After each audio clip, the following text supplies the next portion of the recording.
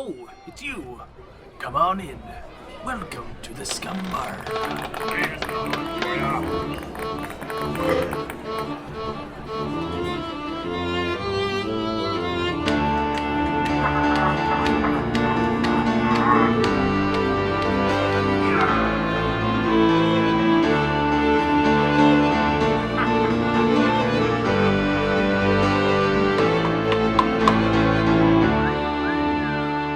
Scumbar Podcast Marvel Movie Marathon, where we go through the 22 films in the Marvel Cinematic Universe, starting with Iron Man donning his first suit and ending with Thanos and the Infinity Gauntlet. We're going to talk Iron Man, Captain America, Please Don't Lay Your Eggs in Me, and everything in between. I am your host, Captain Mattbrush, and with me today is Thanos himself.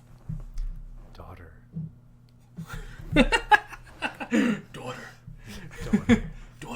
Oh, you remembered my favorite line of his. Exactly, yeah. Because every time I see him now, I think about you liking the way he says daughter. Whatever that accent, I swear, it's like a New Yorker accent for some weird reason on Thanos.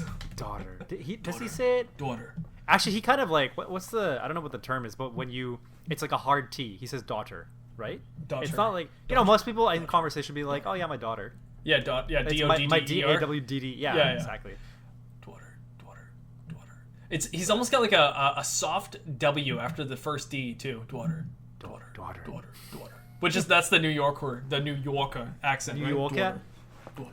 Anyways, I could be way off, but I hear that whenever he says daughter. But that might just be what's his face, the guy who plays him, Josh Brolin. Yeah, might just be like his actual voice coming out. I don't know. So wherever he's from would be your answer. But anyways, the Scumbar Podcast, everyone, could contain spoilers for the whole cinematic universe. So if you don't want spoilers, stop listening. But if you do want spoilers, like any normal person, keep listening to us. Keep listening. Oh, I was going to do a reference for Spaceballs, but like it didn't. It's not the same stuff. Oh, that's okay. That's entirely fine. This week for our Marvel movie marathon, we're going to be talking about 2018's Avengers Infinity War, starring the whole MCU except for Paul Rudd and Jeremy Renner, and it includes Josh Brolin. That is true, and daughter. Anth0z, without further ado, why don't you tell us a brief synopsis of the film? All right. Oh, what's going to happen today? As the Avengers and their allies have continued to protect the world from threats too large for any one hero to handle, a new danger has emerged from the cosmic shadows: Thanos. A despot of intergalactic infamy, his goal is to collect all 6 Infinity Stones, artifacts of unimaginable power, and use them to inflict his twisted will on all of reality. Everything the Avengers have fought for has led up to this moment. The fate of Earth and existence has never been more uncertain. Good job. Did you like it? Was that I okay? Specifically picked this one out because I saw it say Thanos with a period afterwards. So it was just like just blank statement. It's meant just for Thanos. me. Yeah, all I could think about was you. Yeah, so Perfect. Great. All right, so I am just getting my Avengers theme song mix in the background, so I'm getting myself pumped here. But anyways, that's a good idea. Thank you. This is going to be a huge episode here. Thank you so much for listening, everybody. We hope you have fun on this episode. It's been a long run to get to what is known as pretty much like the last movie. We're just part 1 we listen to, or we watch now, I guess, and then part 2 we get to in a couple more weeks, unfortunately. Mm-hmm. But it's all coming down to this. Everything we've built so far is coming all the way here to a final close in the final Avengers movie. So yeah, we are finally in the end game now. Ooh, yes, we're in the end game now. You're right. In the end game now. Before we break this movie down to 3 parts, like we always do, I like to do a little segment here where I talk about what it was like watching this movie in theaters. This was an incredible film in theaters. This was such a fun one to watch because, as if you don't know already, it's a tragedy. It actually ends on a bad note. And so it leaves the theater with this whole like feeling of just dread afterwards. And like you're kind of shocked after you watch this film. So it's really fun after you've already seen it before. Then you go back and watch it again in the theaters. And I saw it 2 or 3 times in theaters. And when there's some people who didn't know the ending, and then like you're watching them almost more than the movie. So so that's pretty fun. I really liked it in theaters. Obviously, I had a really good time with this. And I remember saying this was Thanos' movie, and I still agree with that now. But I remember saying like this movie, the protagonist kind of is Thanos in this film, which is very strange. But you see almost as much of him as you do, or maybe even more of him than you do the other characters. So kinda, yeah, it does seem like it. Yeah. So that was my thoughts in the theater that I can think of. Anything you can remember about seeing this film? Yeah. So I do remember that I don't know why I didn't know, or I don't know why I didn't call, and I don't know why I didn't. I must not have known, or I just forgot. But then by the time it was towards the end of the movie, and yeah, I saw that it was ending, and I was like, wait, what? Oh, is there another movie after this? Because there's no way that like this could have been the ending of the actual story, right? That wouldn't have made sense. So I was totally thrown off, and I thought it was cool to see that kind of situation happen, because it's not very often you see such a bad beat, from the other way around. You're always following and expecting the protagonist that you're thinking, the good guys, right? That they're going to come out on top regardless, no matter what happens. And to see them get to this point was, I think it was just kind of, it's like refreshing just to know, like, they're not perfect. They're not going to win every single time. So it was nice to see that. It's nice that they took the liberty, like that the MCU, or I guess Kevin Feige actually like went ahead and said like, we're going to go ahead with this plan, and we're going to fulfill it with the movie after. And what else? I do remember thinking like, oh, this was a Thanos movie. It wasn't really an Avengers movie. This was the Thanos movie. And I have more thoughts on that later, but yeah, that's pretty much that was my experience at the time. That did make me remember, too, that this is one of the only Marvel films where I had no idea where we were in the film while watching it. It's not like I saw the time code and I was like, oh, we're probably halfway through the film, or we're probably near the end. I remember when it ended, I was genuinely surprised it was over. And I don't remember the runtime of this film, but I think it's fairly long. It's 2.5, I think? Yeah, 2.5 or so, yeah. And I remember looking down at my watch and being just genuinely shocked how much time had passed. Because to me, the movie felt very quick.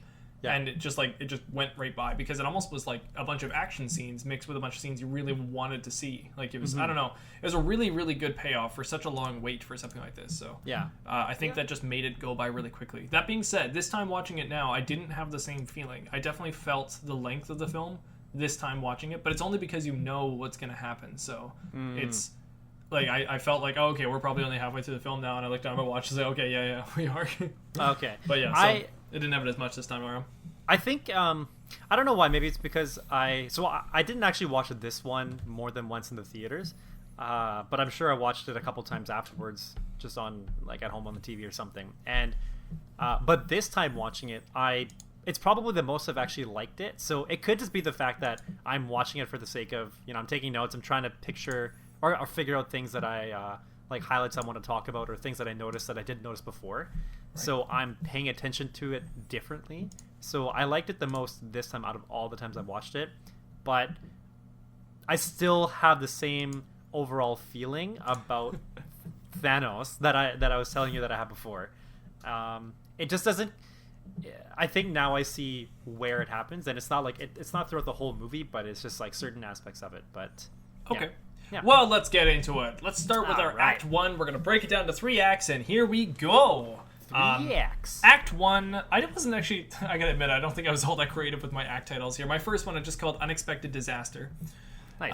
I feel like nobody saw this coming for all the scenes here in this first act, and so I just felt like it was very unexpected, and it was just suddenly a world disaster for everyone. So.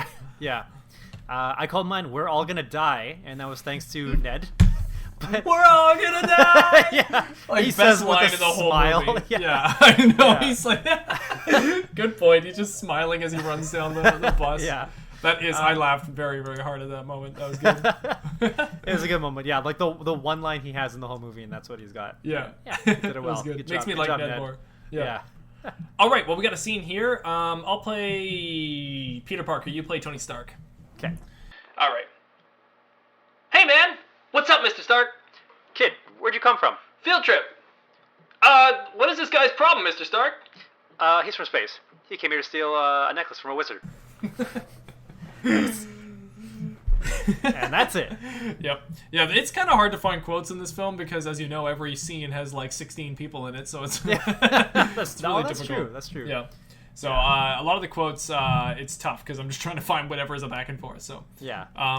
but we got some bangers later on, so we'll get to those. Okay, so the film starts off and we are on the Asgardian ship that was at the end of the last Thor Ragnarok film.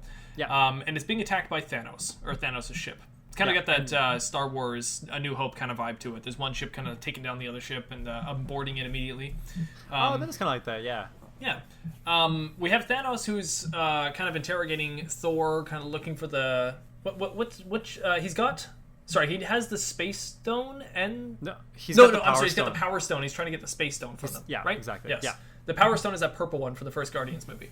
Yeah, that's the one. Right. So he's got that stone. He's trying to get the Space Stone off of them, and he's interrogating them. And we've got Heimdall and Thor and Loki all in the Loki. ship. Yeah. Yeah, and Hulk. And Loki's that's the thing. Loki's trying to distract Thanos, and then suddenly have Hulk break out. I really like this moment. I was talking to my fiance here. I was like, this is awesome. This is the film answering that question of can Hulk beat Thanos and how strong is Thanos. It's asking this question in the first 5 minutes of the film. It's just like bam. It just right away. What is Hulk like versus Thanos? And you see this sweet little boxing match they have. It's really cool. I like it. I like how pretty much right early on we get to see without having to wait until later for Thanos to get tested to show how much of a combatant he is. Yes. He's a very tactical fighter. He's not just somebody who throws punches, but you can see he's very precise with every hit he places on the Hulk. Right from the very first one, that kind of I know. It's like he hits a pressure point or something, right? It's and a pressure point in the neck, so off. Hulk has to bend that way, then it gets him right in the ribs. It's really well done. It's like an actual fight. I really like that. I could watch those two brawl for a while. That'd be fun. I don't think you'd be able to watch it for a while because the Hulk wouldn't last. Well, yeah. So my fiance was asking me too. She's like, "Is this Thanos without any kind of power? Is this just him at his regular strength, or is this Thanos with the strength of the stone?" And I actually, at the time, I was thinking it was probably his regular power. But at this moment, I'm actually thinking, since it is the Power Stone that he was holding, he probably is a little bit more powerful with that stone. He's probably able to use some of the power from that stone. Maybe, but every time we've seen him really throughout this movie, whenever he actually uses the power of one of the stones, he has to. Oh, you see the color, golden, I guess. and it shines, right? So that's a good point. When he uses the Power Stone in the past, I guess there is that purple haze around people actually. So yeah, so I don't know if there's any kind of innate power from just holding, having the possession and then using it. It seems like you have to actually activate it, but I could be wrong. I might not have read into it correctly. Right. I would say, he's from another space, or he's from another place, in space. And he space place, and he's a Titan, right? Just the name Titan all already, to me, just holds a lot of weight to it in terms of power and strength. So that's true. Either way, I think it would be interesting to see if this Hulk didn't get scared, because the Hulk is the one who is supposed to be the more angry he gets, his power is based on his rage and his anger. So if he kept losing but just kept getting angrier, then could that be a thing in this MCU where he would actually be able to surpass Thanos? I think this is a pretty clear answer the way that they've done it, just as you're saying, that they've given you the answer for the question that they kind of posed right from the beginning too. Yeah. So yeah. I did kind of take it a Super Saiyan kind of thing. That's how I told my fiance, is that Hulk, he would just get beaten up a bunch and probably just taken down many, many, many, many times until eventually he would evolve and be better and then be able to best his opponent. It would just take a lot, and maybe even more. And eventually, if Thanos had all the Infinity Stones, then I think Hulk could be toast, because he could just do pretty much anything to Hulk at that moment. Yeah, exactly. Yeah. Anyway, so after this fight, we now have Thanos, who then gets all mad at Hulk, and Heimdall comes up with the idea of using the sword, which I don't even remember this, but Heimdall uses the sword to summon the Bifrost to then send Hulk to Earth with the Bifrost, which is such a cool scene. That is such a great way to just get rid of your Hulk real quick and send a message to Earth. Just send Hulk on his way to Earth, I also I don't know if they did this on purpose, but he kind of has a bit of a slow, he's not pulled right away. Usually when you get pulled in by the Bifrost, it's a really quick send off, right? But he kind of he gets gently caressed by the Bifrost Yeah, and then yeah. gets like pulled in. The Bifrost is just being gentle with him, you know? Yeah. He's a gentle Hulk. He's very fragile in this movie, so. That's right. He is, yeah. Yeah. broken down. Heimdall pays for this with his life. Unfortunately, right away, we get a gut-wrenching scene where Thanos kills Heimdall. This causes Thor to be all upset and emotional, and Loki to come and start trying to argue with Thanos again. I really, really like this dialogue. This is when somebody understands why Thor movies are good movies. When Loki is explaining about you'll never find the stone kind of thing. Or no, I'm sorry, Thor is explaining you'll never find the stone. We left it back on Asgard. It's destroyed. And you just look at Loki's face, you know immediately that, it actually wasn't destroyed. And, he's got it on his person and he brings it out. Yeah. Sorry, I'm a little distracted. My camera apparently has frozen. I don't know why my camera's frozen, but I'm still here. I can hear you fine. Yeah, And everything is still normal. My camera froze. So Okay, cool. don't Okay, worry, just making sure. we're okay. Technical difficulties on our side, but to everybody else, everything is still totally fine. Okay. So, when what is it? Oh, he lifts up the. So we actually get like this brother interaction between Thor and Loki right away too, because he lifts up his hand, he reveals the Tesseract, and then what does Thor say? Like, you really are the worst. Yeah, you really are the worst brother. It's so Brother, good. yeah. Yeah, you really are the worst brother.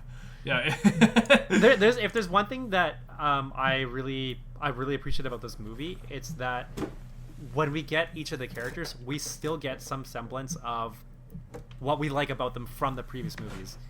Yes. So for like later on, just for an example, like when the Guardians come out, like every person has their own kind of like line or thing about this scene that just to open up like, hey, remember the Guardians? Well, this is what they're like, and I find it's well done. It's nothing that's like over the top trying to. It's not like they're trying to show you like really really hard, like ram it down your throat, like this is the kind of thing Star-Lord would say. Yeah. But they're just very appropriate. So I think throughout the whole movie, I think it's done really well. They only have a few lines for the whole movie, so they have to find the right lines to say at that moment, right? So but it's just a really heart-wrenching moment, but also such a true moment when Thor sees Loki, knows immediately as Loki brings out the stone, like, okay, Loki lied to me yet again. Yeah. And he pulls out the stone. I really like this. Thanos just crushes the Tesseract as we know it in his hand, and we start to see just the little space stone within the Tesseract that was originally there the whole time. I don't really know why the space stone was able to be used the way it has been used throughout the whole MCU, but it's a weird stone. I don't totally understand it, but it's a very interesting stone. I guess it's like a spatial thing, right? So it's not space as in just like literally like the space, but I think it what's the word? It defies the idea of space. So I think that's probably what they're trying to do with it, and I think also at the same time, because we haven't seen it used with the gauntlet, like it's meant, like the gauntlet is specifically meant to wield the stones and use them in very specific ways, right? That otherwise we've only seen them be used in kind of like, I guess, one-dimensional ways, almost like Scarlet Witch's powers, because now that we're seeing WandaVision. Yeah, I'm trying to not to say with spoilers, but basically, in WandaVision, we're seeing a more developed Scarlet Witch and her powers, which we hadn't seen in the movies. So it's kind of the same thing with the stones. Like leading up until this point, we've only seen little of what they can do. But Thanos is one who he's done tons of like decades or I don't know, hundreds of years of like research. So he knows exactly what the stones are capable of and how to use them to their full potential. Right. That might not be something that we are kind of instructed to, as the audience, to like know this. Maybe not right off the bat, but I guess kind of later on. I think maybe Ebony Maw might say something like he talks about like how he's been traveling everywhere just to find it. I was gonna say though, when he crushes the Tesseract and holds the Space Stone, that he's not affected at all, right? Whereas that the Guardians, they all had to link up, in order to actually like hold the power. So I kind of feel like this is supposed to be even more telling, like, hey, this is why he could take on the Hulk, because he can hold the stone with his bare hands. Good point. And as well as it Red does nothing Skull. to him. Red Skull held the Tesseract in his hand and was rejected by the Tesseract immediately. Right. Yeah, exactly. So kind of more quick ways to show just how powerful he is. Yeah, for sure. Also, I apologize. My webcam, I just turned it off and turned it back on, but it's not coming back. So sorry about that. That's okay. We'll I see you with it. your t-shirt and a hat, and you're in the jungle. And I think you're in the there jungle. you go. That's nice. all you get. Cool. I'm just That's what gonna I look look at like. your face. Like, you look like you're mid-stroke. There, Like, you're I might be. Yeah. Okay. Little do you know, this is one long prank, and I'm actually just frozen like that. So, so the Hulk then, then Loki is then murdered by Thanos. He is crushed by Thanos because Loki tries to really horribly sneak and stab him with a dagger. He doesn't do a very good job of this. My fiance's like, why doesn't he use some of his decoy abilities and like try to decoy Loki and then jump on him?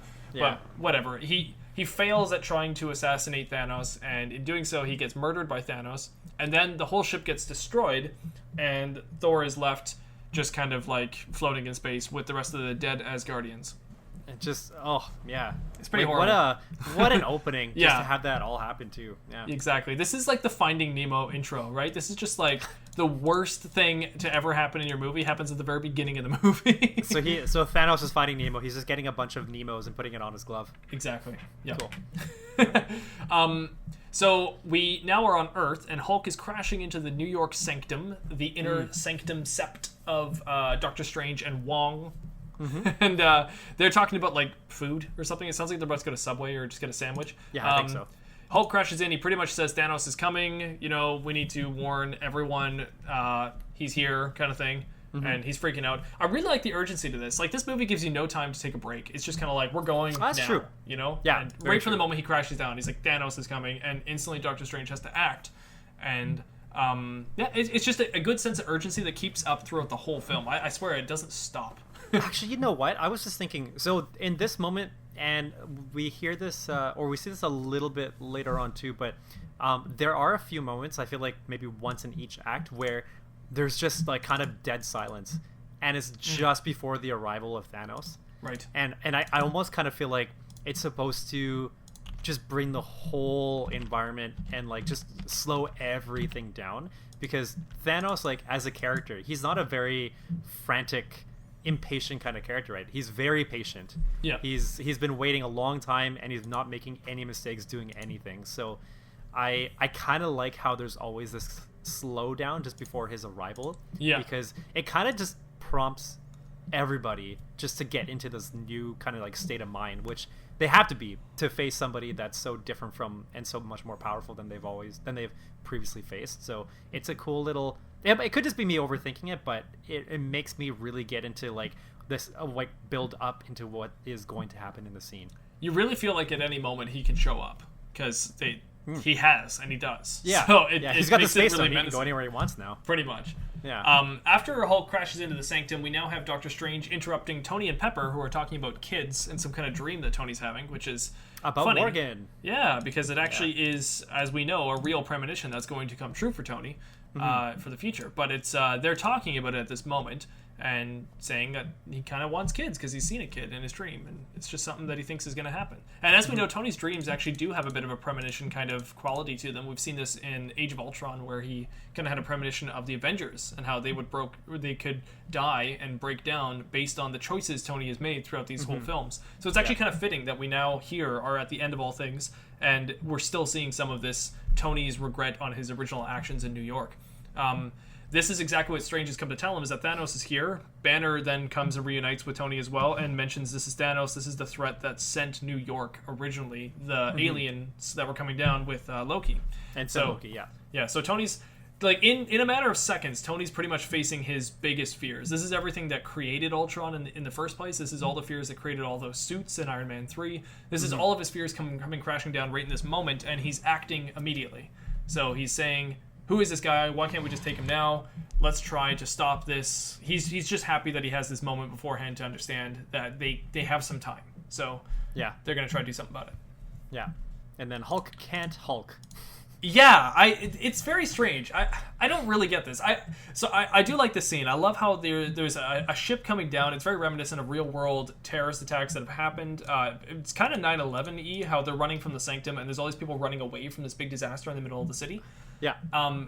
But yeah, seeing Tony act and Doctor Strange act is so much fun, getting them ready for this fight. But Bruce Banner's like wimpy little not being able to be a Hulk is so annoying. Like, I know it's trying to be funny, but I just find it annoying. Yeah, it's also a little. I mean, I get the idea that he's scared now. Like, he's been traumatized by the defeat from Thanos. But I almost feel like in this moment, like, he shouldn't feel as as scared because like Thanos isn't strictly there in front of them. Yeah. You know, he's facing this kind of like skinny guy, And this Call other one who Obsidian. and Call Obsidian. Ebony Maw and Call Obsidian. He can beat them. They're just random things. Oh, isn't his name Black Dwarf? Oh, I thought it was Call Obsidian. I don't know. I was going off of the MCU thing I was reading. Oh, maybe it is Call Obsidian. I don't know. So maybe but Call Obsidian was Who's the most Black powerful. Dwarf? Wonder why.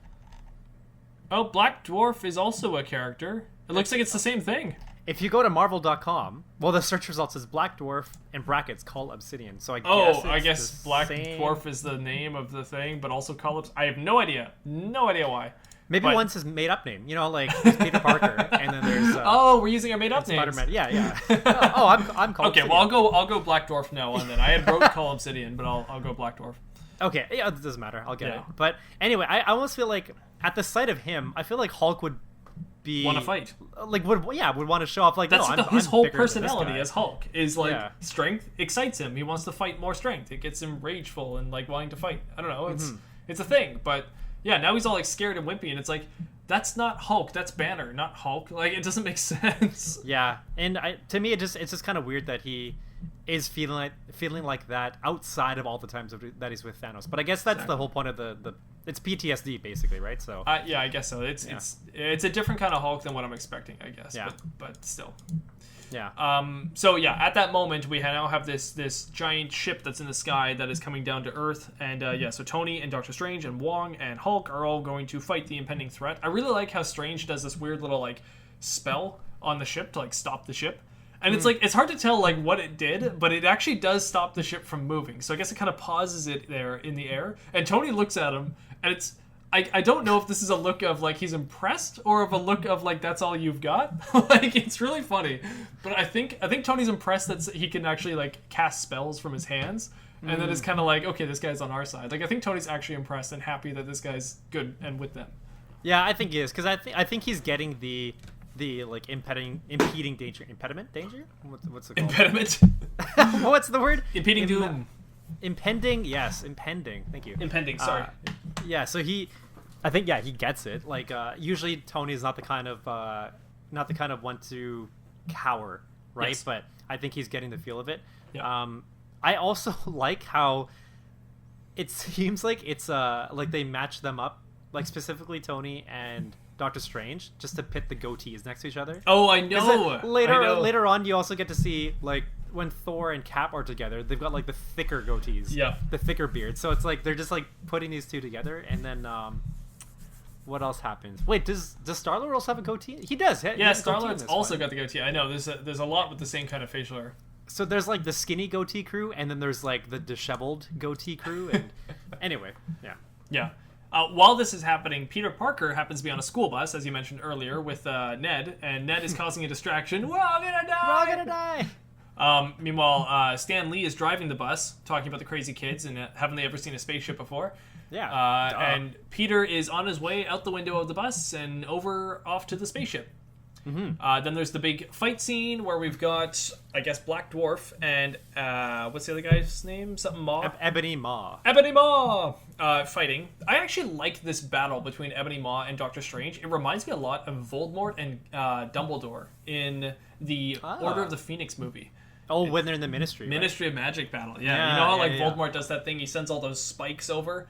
It's glass. I'm sorry, he sends It's glass glass, over, and and then then he, Dumbledore like- shreds it. Yeah, it was Oh. so cool, and it makes it look all like snowy. Yeah. Yeah, well, in this one, when he sends all the spikes over, Ebony Maw does, and then Doctor Strange makes the portal, and Wong makes the other portal, and it shoots the send it spikes back. back. Oh, Yeah. so good. And I love how Ebony Maw is not expecting it. It just, like, nicks him in, like, the head and stuff. Oh, really good. I like. Well, we're gonna see more of this, but seeing Doctor Strange in this kind of situation where he's just kind of full on ready to fight and compete, like I feel like we didn't really get a lot of that in the first movie or in his Doctor Strange movie because it was more so about him learning and growing and then escaping, like running away and more trying on to the run. survive. And then towards the end, he's finally able to kind of do something. But Yeah. for this one, right from the beginning, we're seeing him already prepared. He doesn't understand exactly what's happening, but he's just in it already. And later on when we're on Titan, like he fights like he's a fighter, which is really cool to see because he's using his skills, and we see a little bit of that now too. Yeah, it's funny with Doctor Strange because we'll never know everything he knows, and that's what makes him so interesting. True. Like every single scene, he's pulling out some new spell that we have no idea where it's from or what it does or how it works, and he's just doing something really, really cool. So he really gets the limelight in this movie, and for good reason. He really comes off as an awesome character. He gets good lines, he gets good action scenes, and he just gets good scenes in general. Anyways, I like this whole fight scene. I'm okay on the whole like other fight scene with Tony and the big hulking black dwarf guy, but it's just kind of a okay scene. It's also got a lot of Banner just kind of complaining, and I just don't find Banner funny in this movie. And you know what? There's actually evidence that the characters in this movie don't even like Banner in this movie, because there's just so many moments when he says what is supposed to be, I think, a joke, and no one laughs. Or he says something super awkward, and the other characters look awkward about it. Right, yeah. So he just is a weird, annoying character in this movie. I don't know why, but I feel like Mark Ruffalo was just having a weird time, and everyone else was just kind of going along with it. It's just strange. I'm also wondering. Okay, so there's this point where Black Dwarf gets thrown into the portal, and he's in some sort of like he's in Antarctica, I don't know, somewhere snowy. Yep. And he loses his arm. But then later on, when we see him, like he's back at the end of the movie somehow. Like it's not explained how they find him. I guess Thanos probably could find him and track him and use a space zone or whatever. But then also, doesn't he have 2 arms? Yeah, he does. I don't know why. It's probably explained somewhere, but he has 2 arms again. Maybe Thanos brought it back with the time stone. Who knows? Oh, yeah, it's possible. Maybe. Anyways, so no, he didn't have the time stone by then because he was off doing his own thing. Oh, that's a good point. Yeah, maybe it's he used the reality stone. I don't know. Whatever. It doesn't we'll matter. make it look like you have an arm. Otherwise, they're going to judge you. Looks are everything in this movie. So Doctor Strange is fighting Ebony Maw, and Ebony Maw gets the better of him and ends up taking Doctor Strange with him to his ship. Peter Parker uses this as an opportunity to kind of hijack this train, I guess, onto the ship. And Peter finds himself escalating higher and higher and higher into the sky, and Tony unleashes, I don't know, some kind of suit. I don't know what he had named it. It's a pod, I guess. Yeah, some kind of pod thing, which holds the Iron Spider suit, and he uses that to catch Peter. I love that he says that. Just drop and I'll catch you. I love that. It's such a good line. Like, I'll catch you, and then he just like drops, and the suit catches him. It's so cool. Yeah, it's also nice that I feel like we get another thing of this later with Tony too. But he's just like for somebody who is, I guess he's always ready for what the next step has to be or something. So this with the suit, and what was the other one I was just thinking? I can't think of it now. I'll figure it out later. But he just always seems like he's. Oh, it's when he's it's actually just before this when he's fighting Black Dwarf, and then Ebony Maw is he's flying off with Doctor Strange, and then he says to Spider-Man, "Oh, that's the wizard." And it's just he while he's preoccupied with this big gigantic still thing, able to explain he's it. already thinking about like okay, what has to happen next. We need to have Spider-Man go chase him, right? So, he's directing the battle. Well, pretty much. I guess he's a leader. And he leads well. And you see the actually parallels of this with Captain America as well. This movie changes back and forth between the powers of Captain America and the powers of Iron Man. And you see both of them lead really well. They also get pushed around by other wannabe leaders, but you see them still leading, which is really interesting. So I like that a lot. So I like Peter's backflip where he takes onto the Iron Spider suit. I like how Tony then joins up onto the ship as well, and Pepper's calling him, asking when he's going to be home and to come back immediately. I like how even like Friday's like talking and she starts to cut out and she's like, I'm leaving too or whatever, and just kind of like cuts out right away. It's like... Did she say that? She says, I'm losing you too or something. Like, oh, okay. Yeah. Like, oh no, I'm going to check out now. Bye. Yeah, bye. But I just like that. Tony just instantly goes to like stealth mission, solo mission in space. And we don't really see Tony ever in this kind of environment where he's heading into space. So it's fun to see. Yeah. Then, speaking of space, we transition to Come and Get Your Love. So it goes on immediately to the Guardians, and it feels like a Guardians movie immediately. Like it just like cuts right to a hard cut of a ship as it's traveling through space with some great 70s music. And it wasn't the song that you were singing though, right? No, it wasn't. It's not the, okay, not the song. I can't even remember what song it was, but it was something good. They're all like singing, except for Drax is like asleep. Yeah. Somehow they crack me up every time. I'm laughing so hard whenever there's a Guardian scene. Sometimes like they're just over the top, but I still find them so funny. I don't know why. Yeah, no, they're perfect the way they are. Yeah, they're just really good. So they actually are coming up on a kind of a Star Wars-y reference here.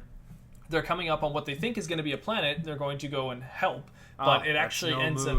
Well, kind of actually. Sorry, I'm actually thinking a little bit of a different scene though. It's when they actually come across Alderaan, and they're wondering where Alderaan is, and they realize that Alderaan is destroyed. Right. That's kind of what happens here. They go to what is a distress signal of a ship, and it ends up being now just a bunch of Asgardians floating around in space, and the ship is already destroyed, so they're too late. It's kind of interesting how it jars you from this. It goes from a really funny kind of comedic scene where they're like, oh, we're just going to steal the money off these people, to boom. Instantly, they're now heroes trying to rescue whoever's left from this place. Yeah, and I kind of feel like this is another one of those moments where it's just like dead space that's left. It's almost like it happens before and after Thanos. Like, you know, there's this huge, like you're saying, like, yeah, it's aftermath that just happens to be something that's almost like it's so suppressed by anything from him. And so, yeah, we, like, they're in light speed or whatever you would call it. So we're in that moment of, like how you said in the movie, we don't get a lot of breaks or breaths. But we have, you know, they're in the moment, they're on their way to something, and then they stop, and it's just like everything just slows down all over again. Even though Thanos isn't there, but it's like remnants of what Thanos did. For sure. Yeah. And at this moment, then it's cut with a hard cut of Thor slamming against the windshield. And opening an eye. Instantly, Rocket going, wipers! Yeah. I just love that. It's so good. Yeah. His first instinct is just wipe it off the screen. Like. Yeah. So the Guardians pick up Thor. Thor is explaining to them what happened, all about Thanos. They have a little bit of a catch-up where Gamora is telling them she's the daughter of Thanos, and they kind of go off. I like how Thor instantly looks at her like he's menacing, and he just kind of pats her shoulders. His families are hard. Yeah. Just a good moment because, like, obviously Thor's gone through all of his family struggles and strife, and like you're not sure how he's gonna act in this moment, but he's actually taking like the death of his brother pretty well, for considering what's going on. Yeah, I mean, I guess he's like kind of somber, but I think he's mostly on the idea of he has to stop Thanos. Exactly. He let him get away once, but he's got to do something now. Yeah, he's on a revenge trip for sure. And yeah, but I do just like his like casual sympathy for Gamora and family. I just think it's kind of nice. Yeah, you know, I kind of find that Thor in some way is sort of like, he kind of resembles all of the Guardians characters. So in terms of Drax, I almost find that he is similar in terms of the things literal? that he doesn't. Yeah, literal things, like the things that he doesn't get. Yeah. With Star-Lord, I don't know. I feel like there's just like a little bit of every character that he's got the arrogance, the arrogant leader kind of thing of Star-Lord. Yeah. Probably. He's got the weapon like bloodlust of Rocket. He can speak tree. Yeah, exactly. He took it as an elective in his college apparently. And then the family history, like Gamora. I guess. Gamora, I don't know. Yeah. Well, he does. His sister was like an evil tyrant, so yeah. Yeah. Yeah, you're right. Actually, Anyway. that's a really good point there. I never thought of that. I don't know if that's why they paired them up in this manner, and you know why they, because the plan in more movies is going to be that same thing, right? Like Thor with the Guardians. So I think so. As Guardians of the Galaxy, they've mentioned. Right. Yeah, exactly. So maybe it's because of that, because he has enough similarities that overlap, and it makes the cohesive. It's more of a cohesive group. In this rewatch, you and I have actually kind of said that even from the first Thor movie, how much it feels like a Guardians film, or like kind of builds out the space side of the Marvel movies, which I never used to think. But now after we've seen Endgame and we're going back through it all, it does actually make sense. These two film series are really relevant. Like they definitely make sense in the same universe. So putting Thor with the Guardians, I think, makes probably the most sense as far as teaming up these people. You know, Cap would be a very strange one, Tony would be a very strange one, but Thor makes sense. Okay, so we have Thor pretty much saying that they need to have a plan to be able to destroy Thanos. He says he has to make a weapon. The only way to make a weapon is for him to go to Nidavellir, where he can go and meet up with the dwarves there, and they can build a weapon that will destroy Thanos. This obviously piques Rocket and Groot's interest, and they're going to head off there with him. Meanwhile, Peter, Gamora, Drax, and Mantis are going to leave for Nowhere. Nowhere. Is it N-O or K-N-O? It's K-N-O. It is. Okay. Sorry, my notes aren't 100% proofed. No, that's okay. And I was gonna say Nowhere. Obi-Wan Now, Kenobi. that is a name I haven't heard in a long, long time. Nowhere is was a celestial being, wasn't he? Oh, I think you're right. And then it's inside of his skull or something. Yeah. It's the whole planet and or something. I can't remember if Nowhere was. Have we been to Nowhere in the previous Guardians? Yes, we were there in the first Guardians film. Oh, When they go and they meet the Collector.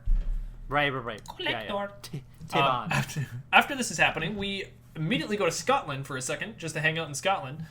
We hang out with Vision and Wanda, which to anybody watching WandaVision right now, this is kind of funny and like jarring because it looks kind of normal. You're like, oh yeah, I'm used to the scene. But the first time we watched this scene, this was actually weird because it was Vision as a human for like the first time ever. We hadn't seen it before, so it was a very strange kind of moment. Also, they hadn't really talked much about their romance until this movie, and now in this movie, it's very blatant. It's very, they are a romantic couple no matter what. Like they're staying together.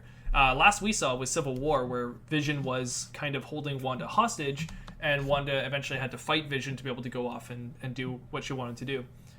So it's interesting in this moment kind of seeing their romance, but if you're watching WandaVision, then you're already kind of beyond this anyways, but still. Here they are in Scotland. They're talking about how well they're doing as a couple. Vision doesn't really want to go back to Tony to report anything. He kind of wants to live there with Wanda now. And while they're explaining that, boom! They're ambushed by Proxima Midnight and Corvus Glaive. Yes. Corvus Glaive?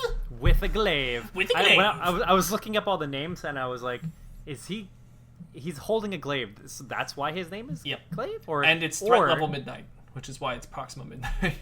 I see. Okay, yeah. And she's pretty dark, as it is with Midnight, right? Midnight's dark. Yeah. I was wondering, I didn't get a chance to really look into this, but the reason why Wanda and Vision have that connection is because when Baron von Strucker was experimenting on the Maximoff twins, he was using the Mind Stone, right? And drawing the powers of it. And so that's why, because Scarlet has that inside of her, they have that connection. Yes. Right? Okay. Yes. Yeah. Yeah, which I think is actually a very interesting take. I love how she has that connection to the stone, but she also has a connection to Vision, and like the whole point of this movie for her is trying to break away one of those two things, and is it possible, So I like that. So yeah, they're attacked by Corvus Glaive and Proxima Midnight. There's a couple fights here. Just one small thing I just want to point out is I really like the music in this moment. There's a great scene where Scarlet Witch and Vision are kind of gliding in the air, and they get shot down by I think it's Corvus Glaive. I don't know. Somebody shoots them with like a laser, and they get hit. And as they get clipped, the music does this perfect little swell where it's like dee-dee-loo, as they like fall, and it's really good. It's just a person that recorded himself going dee-dee-loo. If you watch that scene, you'll know exactly what I'm talking about. But it's it made me realize that the music is all. I don't know the word for this. There's obviously some kind of musical word for this, but musical. The music is all dynamically changing to each scene that's happening at the moment, but it's all one long song. I just heard it, so I was playing back. Oh, you did it? It's exactly as you say it. Is it? I knew it. I knew it. It was Proxima Midnight. She uses her staff or whatever she has and shoots them down. Yeah, it does this. I think it's her.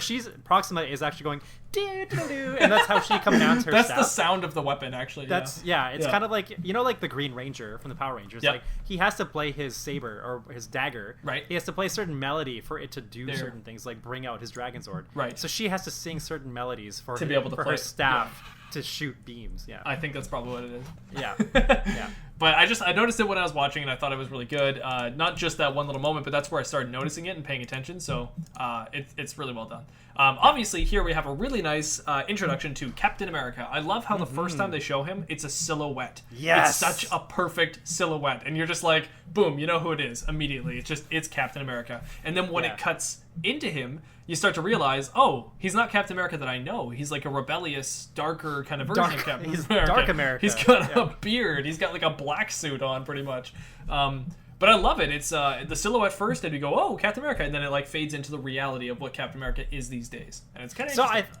I think his suit isn't actually like black, I think it's the suit that he had from whenever the last dirty movie now. was Civil War. Yeah, exactly. He hasn't washed the suit. Yeah. He just kept it black, I guess, or dark. Now, I don't know if this is actually how it's supposed to be, but I call them the Secret Avengers here, only because that's what we were originally going to be calling them with Secret Avengers. And this movie kind of just shows it as the Avengers at this moment. But from this moment on, if I mention Secret Avengers, what I'm talking about is this team here, which is Captain America, Black Widow, Falcon, Vision, Scarlet Witch, and that's it, I think. And yeah. I think that's it. And no shield. Yeah. Also, Black Widow has dyed blonde hair, and it's something I never actually asked was why does she have dyed blonde hair? But I noticed in the MCU wiki when I was reading it, they're mentioning that she has dyed blonde hair because they were on the run. And I was like, oh, so there was actually a reason why her hair changed. She was trying not to be recognized, but she was known for her red hair, I guess, that she had. So it's supposed to be a disguise. Interesting. I was actually thinking that they wanted that for what we see in Endgame. That can we see spoilers in Endgame? Yeah, of course we can. Yeah. You know, like when later on in Vormir, when she jumps off and she has that same scene that Gamora had. So Gamora, like her red hair is all splayed out. Yep. But then this time it's Black Widow. I was gonna say Scarlett Johansson. So Black Widow, it's her, and I'm pretty sure she has blonde hair, but then it's the blood that is coming right out. Yeah. So I assume that was the reason, like they wanted to have the blood be a little bit, I mean that's probably like a very minimal reason, so it makes sense that they're on the run, they need to look a little bit different. But then like Falcon, like Sam doesn't have I know. It looks the same. Also Cap doesn't look all that different, as we just pointed out. A silhouette of him looks like yeah, exactly. Yeah. So yeah, it's a lame excuse, but that's their excuse for why she has dyed hair. I like this fight scene. It like really quickly they just like own these other people and they get knocked out. So it's obviously the power of teamwork here is great. All together they're able to work really well and just like which is really nice to see. Yeah, because, you get a win real quick here, which is nice. Yeah, it's a nice small win, but it's also like a very efficient one, and it shows the potential of the Avengers when they work together. Yes, right? Yes. Yeah. Couldn't have put it better myself. After the attack, we get I believe this is here. And by the way, if my notes are a little bit off in order, I apologize. I tried my best to order these as correctly. always. Yeah, I know. So there's a flashback sequence here, I believe, of Thanos. You're correct. And he's saving Gamora from the onslaught on her planet of her own people. So while this is happening, they're lining up people to be able to just like kind of exterminate them on a planet. For some weird reason, Thanos decides this little girl, he wants to care for her. We don't really know why, but he decides she's got some kind of fight in her and he likes her. So he does a very fatherly thing, and he kind of distracts her while there's this whole thing going on, and he shows her something to be distracted with, shows her the importance of this tool, and shows her the importance of actually pretty much all of Thanos' message, which is the perfect balance to all things. Yeah. And that you can't lean too far to the left, you can't lean too far to the right, it's the balance in the middle. It's chaos and order, and it's the balance in the middle. So he's explaining this to Gamora, meanwhile everyone is being killed on her planet in the background. It's a really heart-wrenching scene, and it's really good. It's really, really good. Thanos gets a lot of great scenes, and this is an awesome scene where it's explaining his whole storyline pretty much. It's explaining his motivation and his personality all like in one, and it's just visually fun to watch. So yeah, well, we don't get his whole story now. Like we see what he's doing. We find out later on when they're actually on Titan, like what we find out more about why. Yeah, exactly. So at this point, and I just wanted to mention, I find it's maybe this is probably like a typical thing, but I think because it's Thanos, it's like it's a very particular thing. So yeah, he's, I guess, being the fatherly person. It's basically he's trying to find the most appropriate way that he can think of to distract this child who is supposedly an innocent child, right? So she's not somebody who knows death, who knows pain and suffering until this moment, or would have until this moment. Yeah. But the way that he's distracting her, yes, it's balance. And I think the message is balance, while but it's kind of like under the guise of a weapon. Yes. Right? Because the point is that he's showing her the idea of balance, but using a weapon, which I think it's almost like that is his personality, that he is you could say that he has the will to do what he needs, but he knows that he needs to use like force, or he has to take that kind of action in order to attain that balance. Right. Yeah. That's well said. Well said, Anth0z. Thanks. Thank you. When it cuts from that, it comes back to Gamora telling Quill. I'm assuming a little bit about this, although maybe not. So she's kind of reminiscing on this while they're in the ship. And she's talking to Quill, pretty much saying she wants him to promise her that if she's in a moment where she's captured by Thanos, she wants Quill to shoot her. which is pretty intense. Quill kind of takes it as a joke. He's laughing about like grenades that could blow his junk off, and then she takes it to a very serious level and says like, promise on your mother's life, which, as we all know, is huge for Quill. And for her to even know this tells you like miles of their relationship right there. Just the fact that they're able to talk to each other on this level. Not only does he actually promise her this, they have this nice romantic moment afterwards, and it's just really, really good. And I really go far to say that Quill and Gamora are one of my favorite film couples. They're just really good on screen because more than Tony and Pepper. I don't know. But Tony and Pepper are different in the Marvel Cinematic Universe later on than they are at the beginning. They're really, really good at the beginning, but they start to peter off a bit. But I still focus. Yeah, at least they're both in the top 5. You know, both Peter and Gamora, and both Quill and Tony. No, so that was wrong. Both Pepper and Tony, and both Peter and Gamora. I'm trying to picture these relationships. Yeah, okay. Wait, so for the top 5, you just named 4. So is there like is there like the fifth wheel? No. Is there just out like, of the top like, 5 relationships it's in the the Hulk, cinematic right? universe? The Hulk is just the 5th. Yeah, okay. All right. Anyways, I do like them on screen. I also like how they're instantly interrupted by Drax, who's eating his Zarg nuts. Zarg nuts? Yeah. That is a good scene. I'm absolutely still. I can move. How does he say it? I'm sure of it. That's unseen to the untrained eye, or something like that. Although I don't like when Mantis comes in. Hi, Drax. I just think it's a little bit too much at that moment. I think it's funnier when he's just thinks he's like super silent and he's obviously not. I just think it's funny. Yeah, I think actually I would have been okay if she said hi, Drax, and then like cut or something like maybe a cut, like he has to react obviously because he has to know, or maybe he doesn't have to know, but I think because he said damn it, like because he did that, that's almost like like it loses its luster. It does lose it for me. It's a small thing, but like you know the humor. I don't know, it's hard to explain humor obviously, but you just know it in the moment that it ruined the joke a little bit by that ending. Anyways, the Guardians arrive on Nowhere, and they nowhere. I just said they fitness Thanos. I don't know why I wrote that, but they witness Thanos interrogating the Collector. They got fitness Thanos. Fitness Thanos. He's got the shake weight. He's hanging out with what's his name? Yvonne? No, the dude from Thor Ragnarok. He's got Des and Troy. Oh, Scourge. Scourge and Thanos are hanging out with the shake weight, doing some fitness training. Anyways, Thanos is interrogating the Collector here on Nowhere, and it's an interesting scene where he's kind of interrogating him intensely. I like this little moment because I feel like this is a nod to Jurassic Park, but Peter Quill is doing like his little hand motions. He's like forward or whatever, and then he like does the pause, and no one pauses. They just keep walking. Yeah, I like that moment.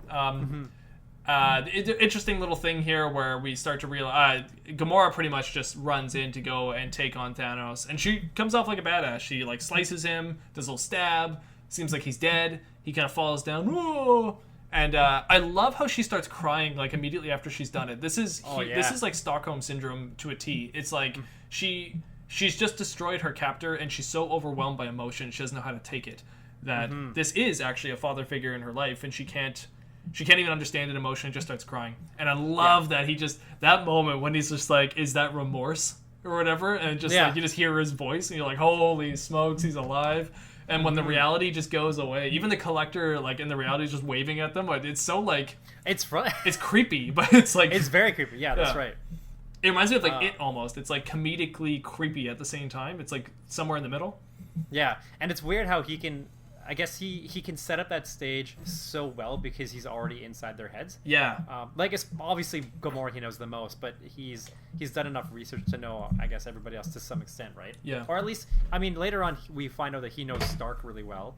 I'm not sure how much he knows about the rest of the Guardians, but so the moment where Gamora does go on to attack him, and I think it's a little interesting how, even though she has been brought up her whole life by Thanos, it's almost like she's the opposite in terms of, he's really patient with all of his moves, but she's just like, no, get it done. Yep. And that's what leads to her, in a way, failing. I mean, because, he was already prepared for that to happen. So it's like, even though he has been doing all he can, and he also, with his first line, is that remorse that I sense from you, that he's hearing this thing that he wouldn't normally hear from his daughter, that she is she's exuding these things that are very unlike him. And it's almost like maybe she's been like that because she's been with the Guardians long enough to kind of erase everything, rewind everything that he's been able to impose onto her. Maybe in a good way, but from his perspective, it's not, because that's not what he brought her up to be. Right. But yeah, just found it was interesting for her to have that moment where she just rushed in, and I think she's always been kind of like a rusher, hasn't she? Yeah, I think she's kind of a fight first, ask questions later kind of thing. Kind of, yeah. Actually, yeah, she's I think like she that. is. Yeah. It falls into her characteristics. You almost know something is going to go wrong right away. You wouldn't just rush into a battle with Thanos like that. So when he's like dying, you know he's not dead, but still, it is a good scene. I like how he comes back and he holds her at gunpoint, and just watching like this is like oh my gosh, what's his name? Chris Evans. No, which Chris is this? Whoa. Chris Pratt, that's it. Chris Pratt. Yes, okay. There's too many Chris's. That's right. This is where you really see Pratt's acting. It's really good in this moment. You see Chris Pratt's. Chris Pratt's. What are they like? What is his Pratt's like? Yeah, but like he's really doing good. When he's saying you should have gone left. Like, it's an interesting line because it actually doesn't work or make all that much sense. If she went left, it wouldn't have made much of a difference anyways. Yeah. But it's just, by him... Sorry, go ahead. Go ahead.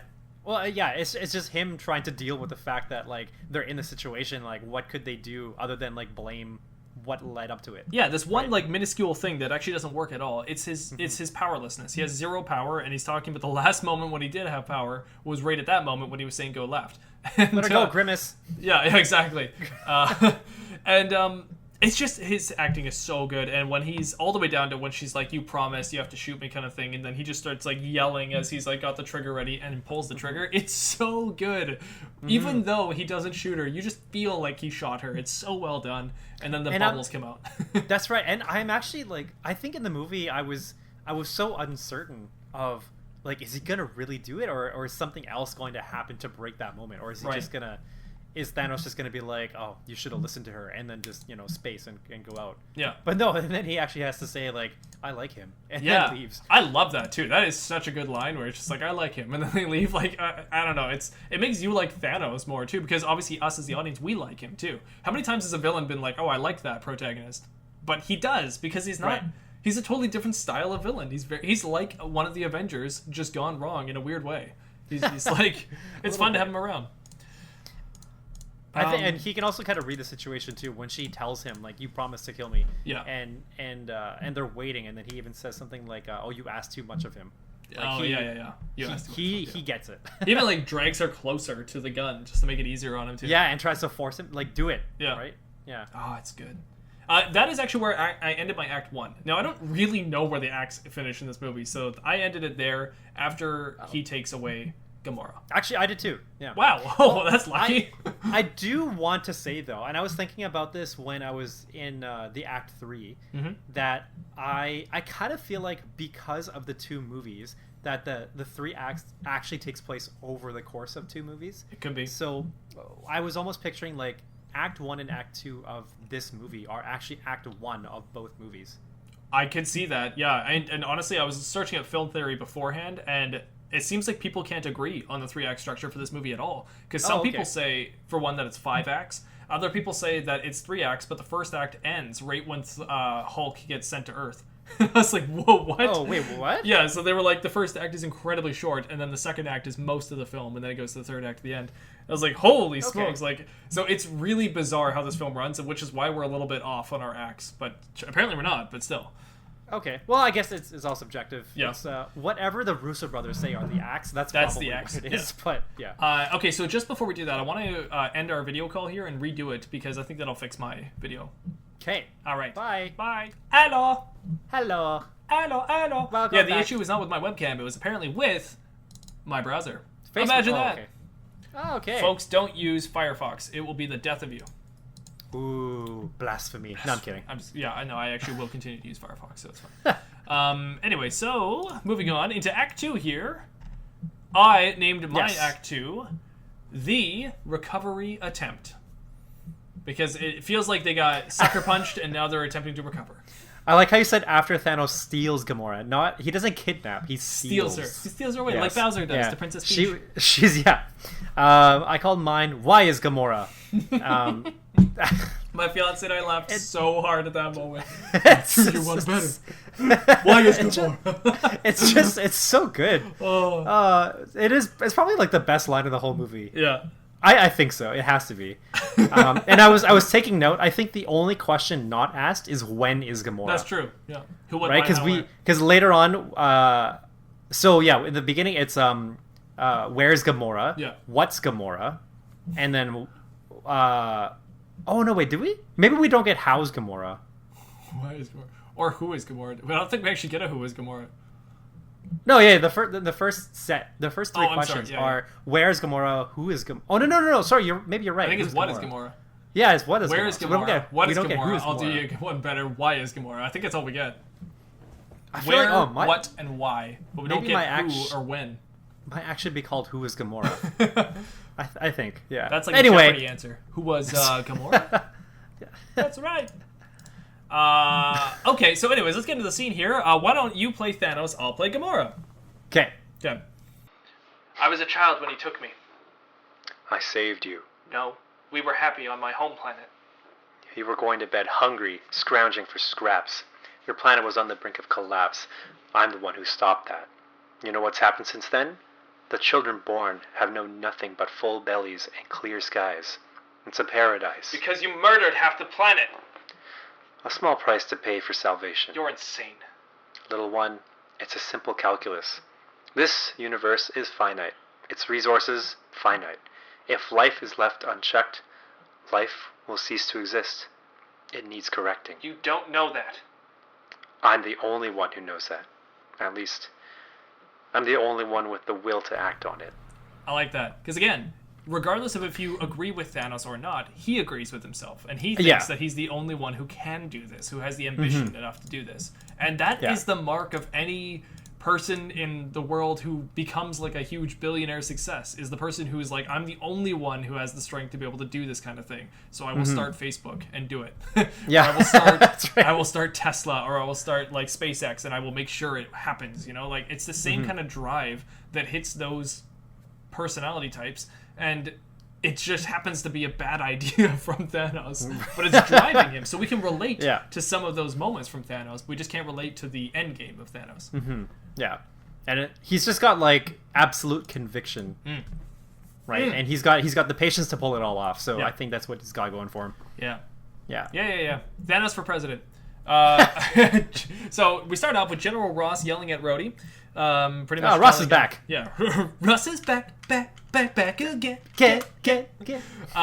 He's yelling at Rhodey. Rhodey's all like, yeah, whatever. I signed the Accords. I don't agree with the Accords anymore. Yeah, we know. It doesn't make any sense when you signed him in the first place, but whatever. Arrest them. Yeah, I'll get on it. Yeah, exactly. I love that moment. Like, the Avengers come in, they say, I want you to arrest them. I'm like, yeah, right. Even if, like, he actually wanted to arrest them, how the hell is he supposed to arrest them? He's one guy. This guy who is, like, paralyzed from the waist down, basically. Also, Hulk is there. Banner's there. What does Ross think of Banner? We don't get that answer. That question answered. Like, good question. Well, this Banner and Ross have never met, so maybe that's why he doesn't recognize him. He looks different. I know. Yeah. It's a very interesting moment that could have happened but didn't happen. Yeah. Anyways, the Avengers come in. We have an amazingly awkward Banner moment here, where he pretty much, like, they're talking. The Secret Avengers are talking with Rhodey, and they're having their kind of, like, catch-ups. You know, how you been, Cap? Oh, you guys, you're back now. That's cool. And then Banner comes out of nowhere. Hey, guys. Hi, Nat. Hi. It's as awkward as the Age of Ultron scene when he's just, like, going up to the bar and talking to Nat, and it's supposed to be some interesting, charismatic scene, and he's awful at it. What's a pretty little lady like you doing here? Yeah, like God, got me wrong. Like, it's so bad. Anyways, this moment, hi, Nat, it's like the room just dies in this moment. Like, they all look at him like, really, bud? Like, that's all you have to say? Yeah, it's so bad. Like, it's awkward, and everyone treats it awkwardly. It even cuts to Don Cheadle's face as he does like an eye expression, goes like, oh, like, that was awkward. Like, well, actually, no, it was Sam. He's the one that he kind of like looks. He's looking at the ground. Oh, is it Sam? Oh, okay, I thought it was.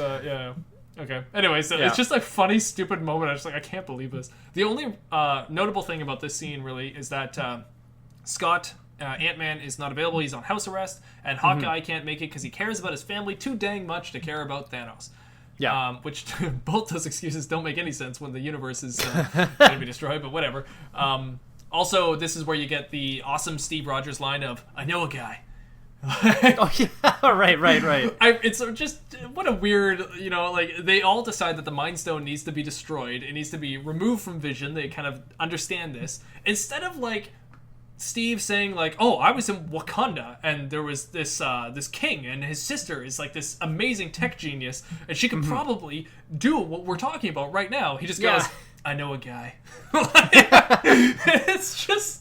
It's way too, like, Expendables for me, or, like, Fast and the Furious. Like, it's pretty dumb, but it's also funny. He's just turned into a man of few words. They've been in isolation, just the three of them for a while. They're just not talking a lot to each other. So their social skills have just disintegrated a little bit. It just happens. Yeah, it happens. Yeah, he's reduced to one-liners, it seems. Yeah. I am Steve Rogers. Yeah. Okay, so it does cut to Wakanda here, I think. It does. Okay. It does. And it's kind of like a jump cut to Wakanda to tell us that this is probably the guy that Steve is talking about. As it goes to Wakanda, we get to see the White Wolf. Oh, he actually says, I know somewhere. Because they're talking about, we need to take you to a place where Ross, like, won't find you or whatever. Or where something like that. Yeah, so then he says, I know somewhere, and then that's why we end up in Wakanda. Yeah. I think it's because it's... I guess never mind. Doesn't matter. We're in Wakanda now, and we get into Wakanda. And we get Bucky here, who's receiving his new arm from T'Challa.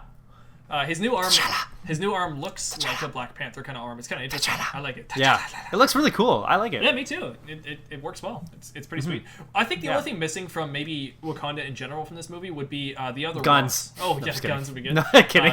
The other Ross character from Friends. No, but Martin Freeman. Yeah, Martin Freeman. We're missing. That's not a thing. My sandwich. No, well, we're missing Martin Freeman. I think it'd be great to have him in this, and him teaming up with everybody again. I think it'd be a lot of fun. I feel like Ross just coming out. He grabs his arm. And he's trying to put it on. He's trying to put it on the Winter Soldier, and he's like, no, pivot. Pivot. You have to pivot the shoulder to click it in right. So yeah.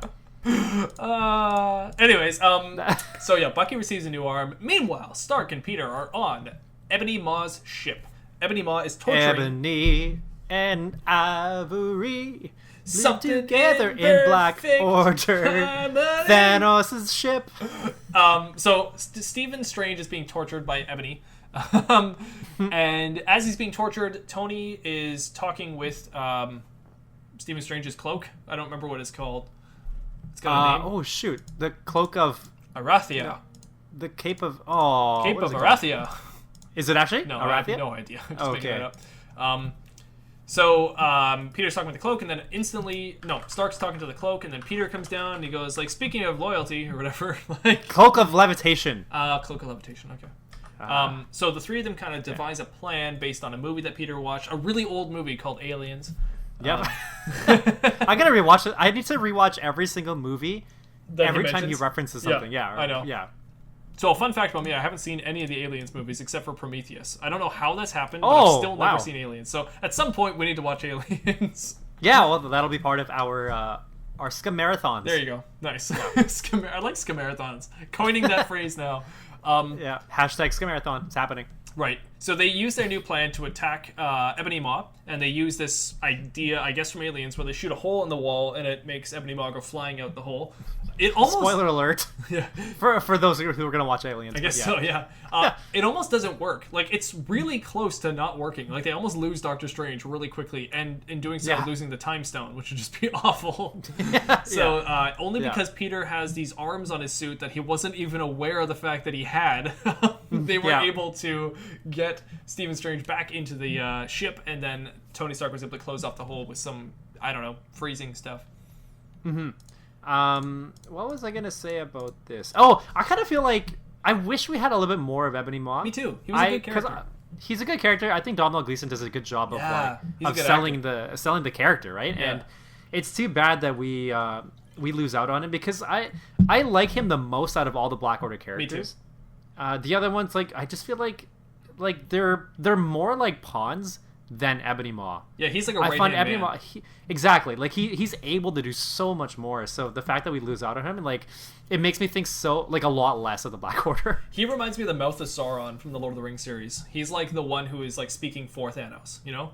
He's like, bow in the presence of Thanos. He's like, you should welcome your extermination. Like, his lines are like amazing. Like, you're just like, this guy rocks. Like, yeah, he's pretty cool.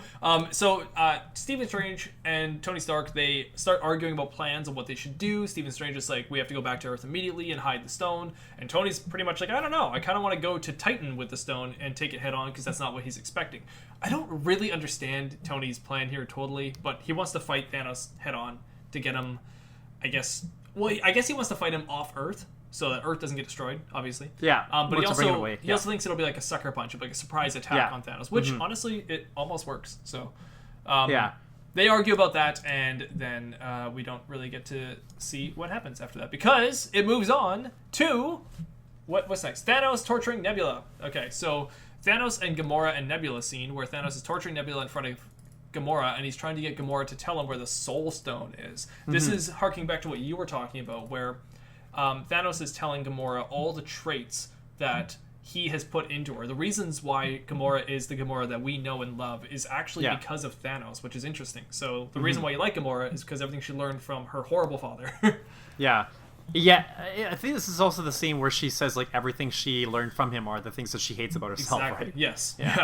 Yeah. It's also what's helped her survive, though. So there's kind of like this balance, if you will, to everything she's learned from him. That's true. It is like a balance, yeah. I love the moment, though, when he's just like lying. He's like, that you never learned from me, which is why you're bad at it. That is that's such a parent line, too. He's pretty much like, I'm not mad, I'm just disappointed. Like, I think, okay, this is actually where I'm starting to dislike Thanos, or I'm just starting to dislike... Actually, maybe I'm not disliking him, but I'm disliking the way that he's being portrayed, because I feel like...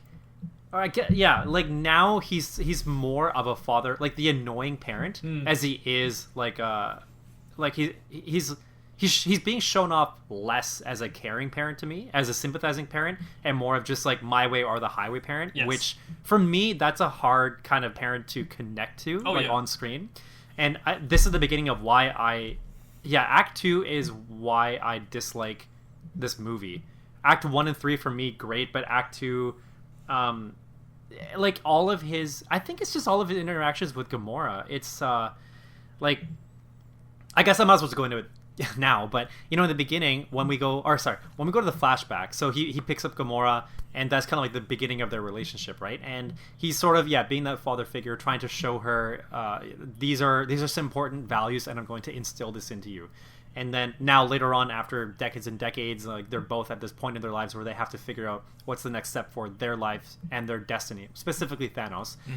That he's all of a sudden like mentally reverting back to these points in time where like he would have already had these moments to be with Gamora, I guess, as a father. You know, right now he's supposed to be kind of like this conqueror, and the way that he is being a father is just, to me, it's just so annoying. It's like almost like soccer mom kind of thing annoying, right? And then later on, well, I can save this for later, like when we get to Vormir, but for now it's just the whole like, I'm not angry, I'm just disappointed. Like I think I haven't gotten enough of Thanos that I want to hear something like that from him. So hearing that from him at this point, for me, it's just like, oh, this is so, it's like, it's very cringy. Like I'm not ready to get on this level where I can sympathize with what he's trying to say and feel for him. When I hear him say stuff like that, it just makes me dislike him more, but not in the way that I would normally dislike a villain who is really going after what they want. But I'm disliking him in a way that's just like, this is not the kind of characteristic of a villain that makes sense to me, right? You know? Yeah. Or at least not this kind of villain. It's entirely different and unique to a villain that we normally would see in a Marvel Cinematic Universe. Yeah, I guess so. Yeah.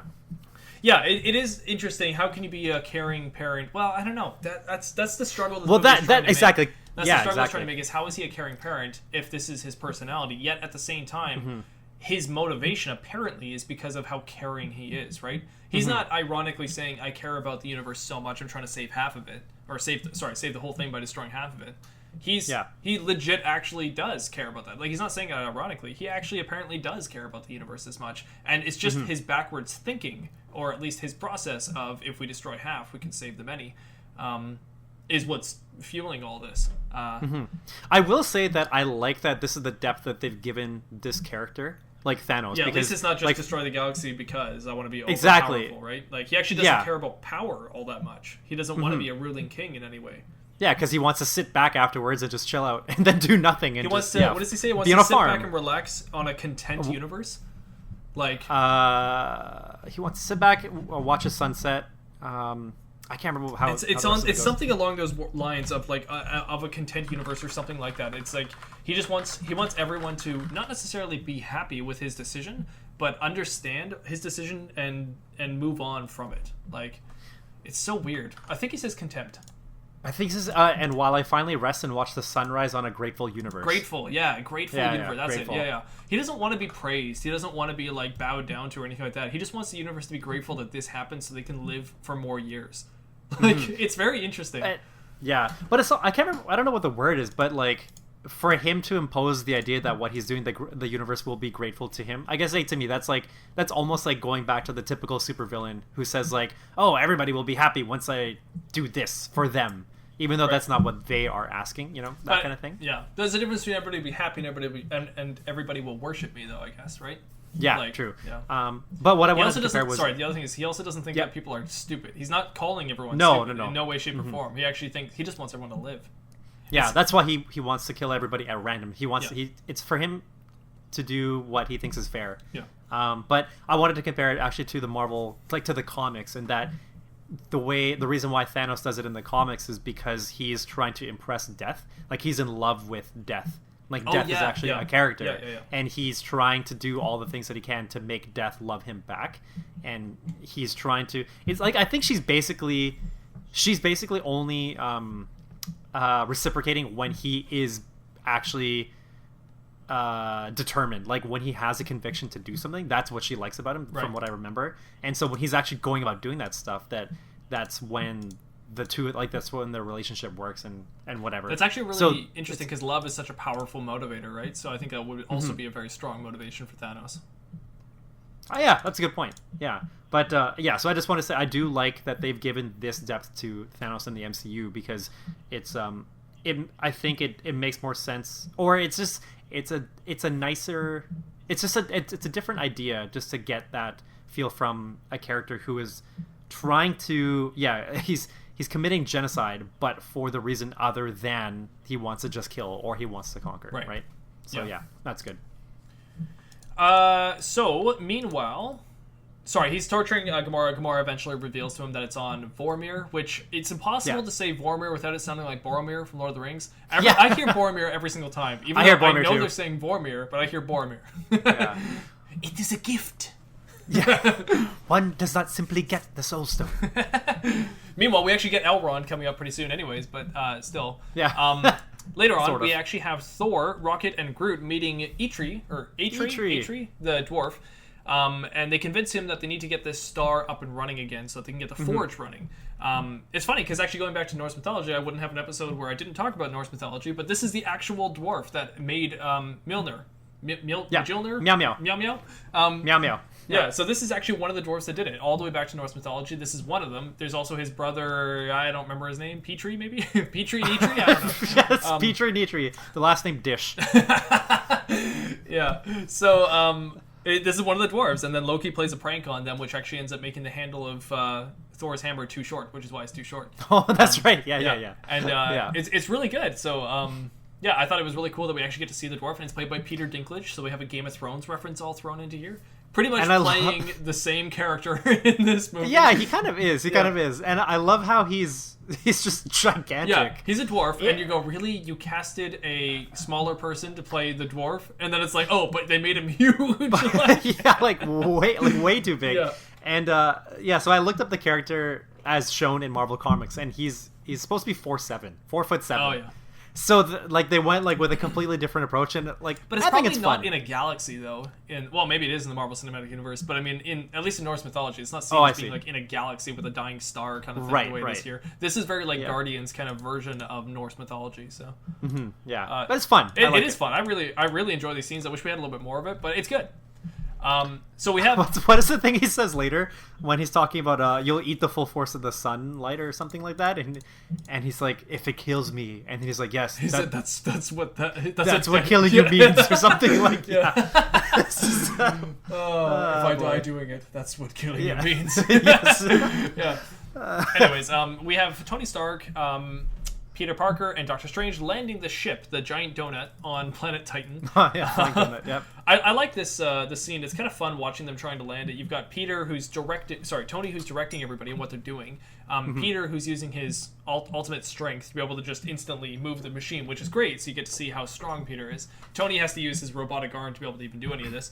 And then Doctor Strange is also putting some kind of spell around the ship anyways to try to keep it intact. Keep it intact, and yeah, it's just really cool. I love watching their teamwork all together. Like, nobody is doing nothing. Everyone's doing something, and it's just fun. And okay, this is one of the things that I really like about this movie that I said earlier, that we get to see really nice moments of teamwork that work really well and efficiently.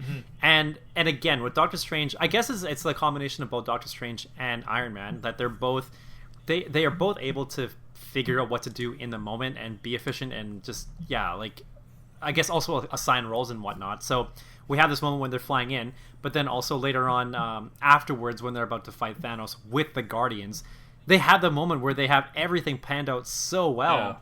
It was in such short notice before he came, and they were able to, like, had it not been for emotion, like, they would have succeeded, right? Exactly. Yeah. It's seemingly. They work really, really well together, and their powers just kind of blend in this awesome, fun way. It's really, really entertaining.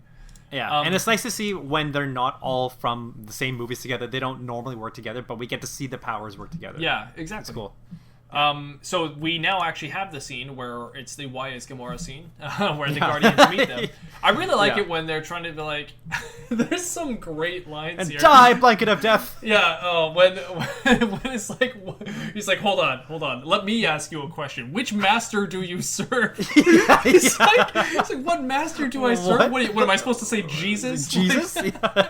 It's the funniest line ever. I love that. When he's like, wait, you're from Earth? He's like, I'm from Missouri. He's like, yeah, that's on Earth.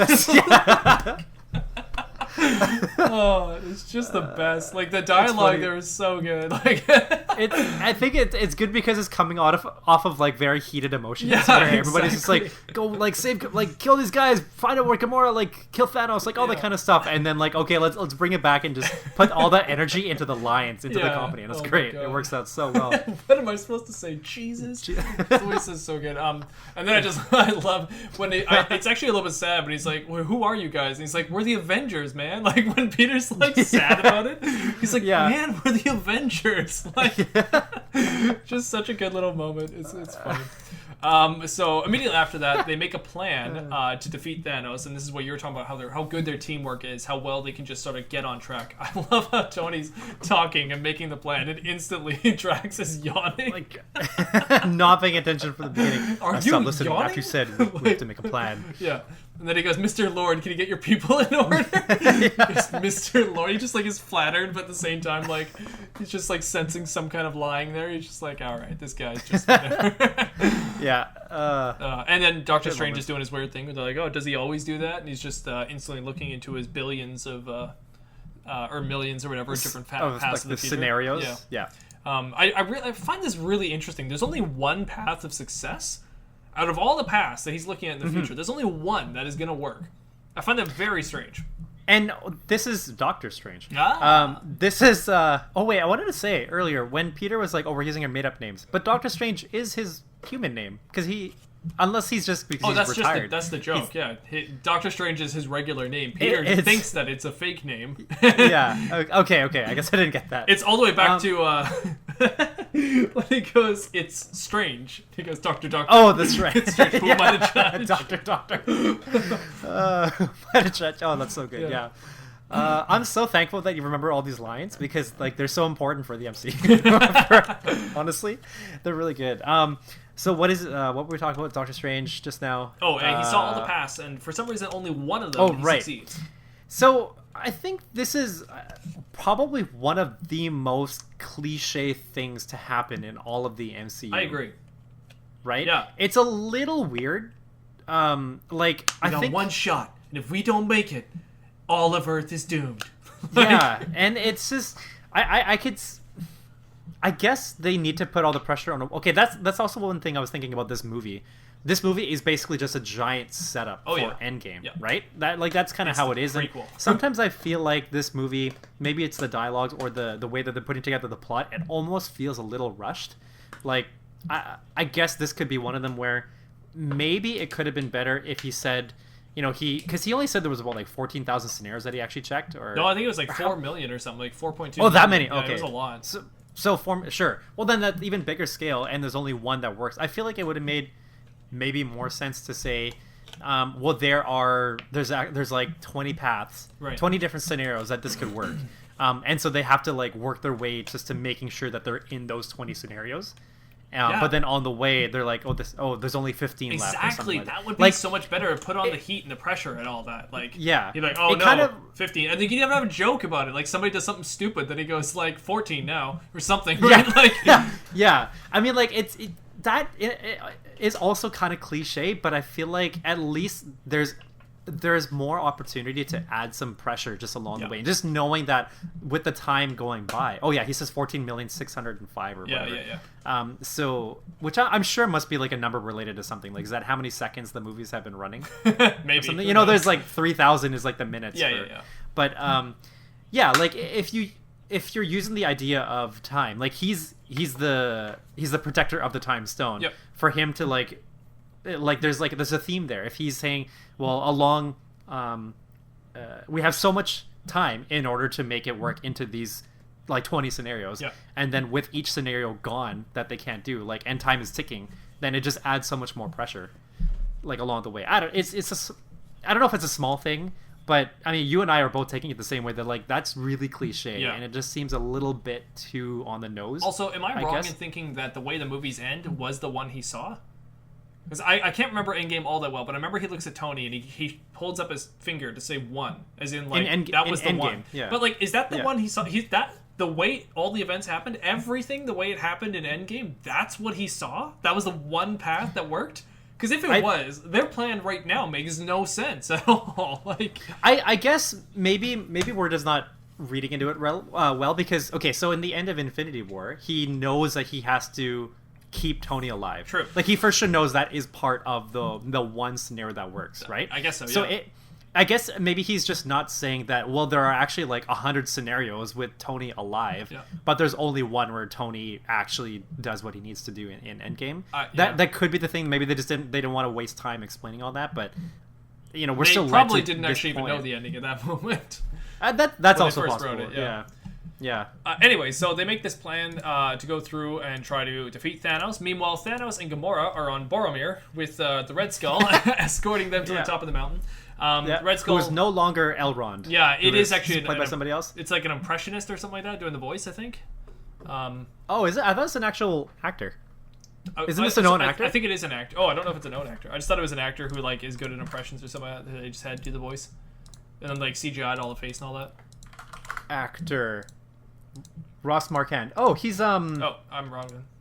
Never mind. Where do I know him from? He does a good job with the voice. It sounds a lot like him. He does celebrity impressions. Yeah, there you go. I knew it. I see. Okay, cool. Anyways, but he is an actor though. Oh, yeah. Some guy. He was on Walking Dead. I remember he's on Walking Dead. Oh. Okay, cool. Go on. So he escorts them to the top of the mountain. He explains the whole idea of the stone. He explains that even he tried to hold the stone once and it banished him here. This again shows you how powerful Thanos is. He then explains to them about the soul stone, a life for a life, or a soul for a soul.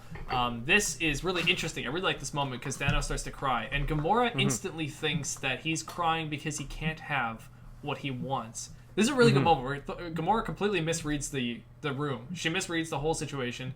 She thinks that he's crying because he can't have what she wants. So she sees him as this vulnerable child in this moment.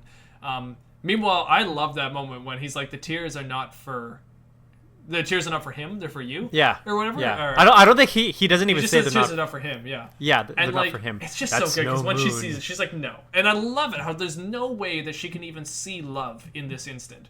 She's like, this isn't love. She even says it. She's like, it can't be love. Like, this is not love.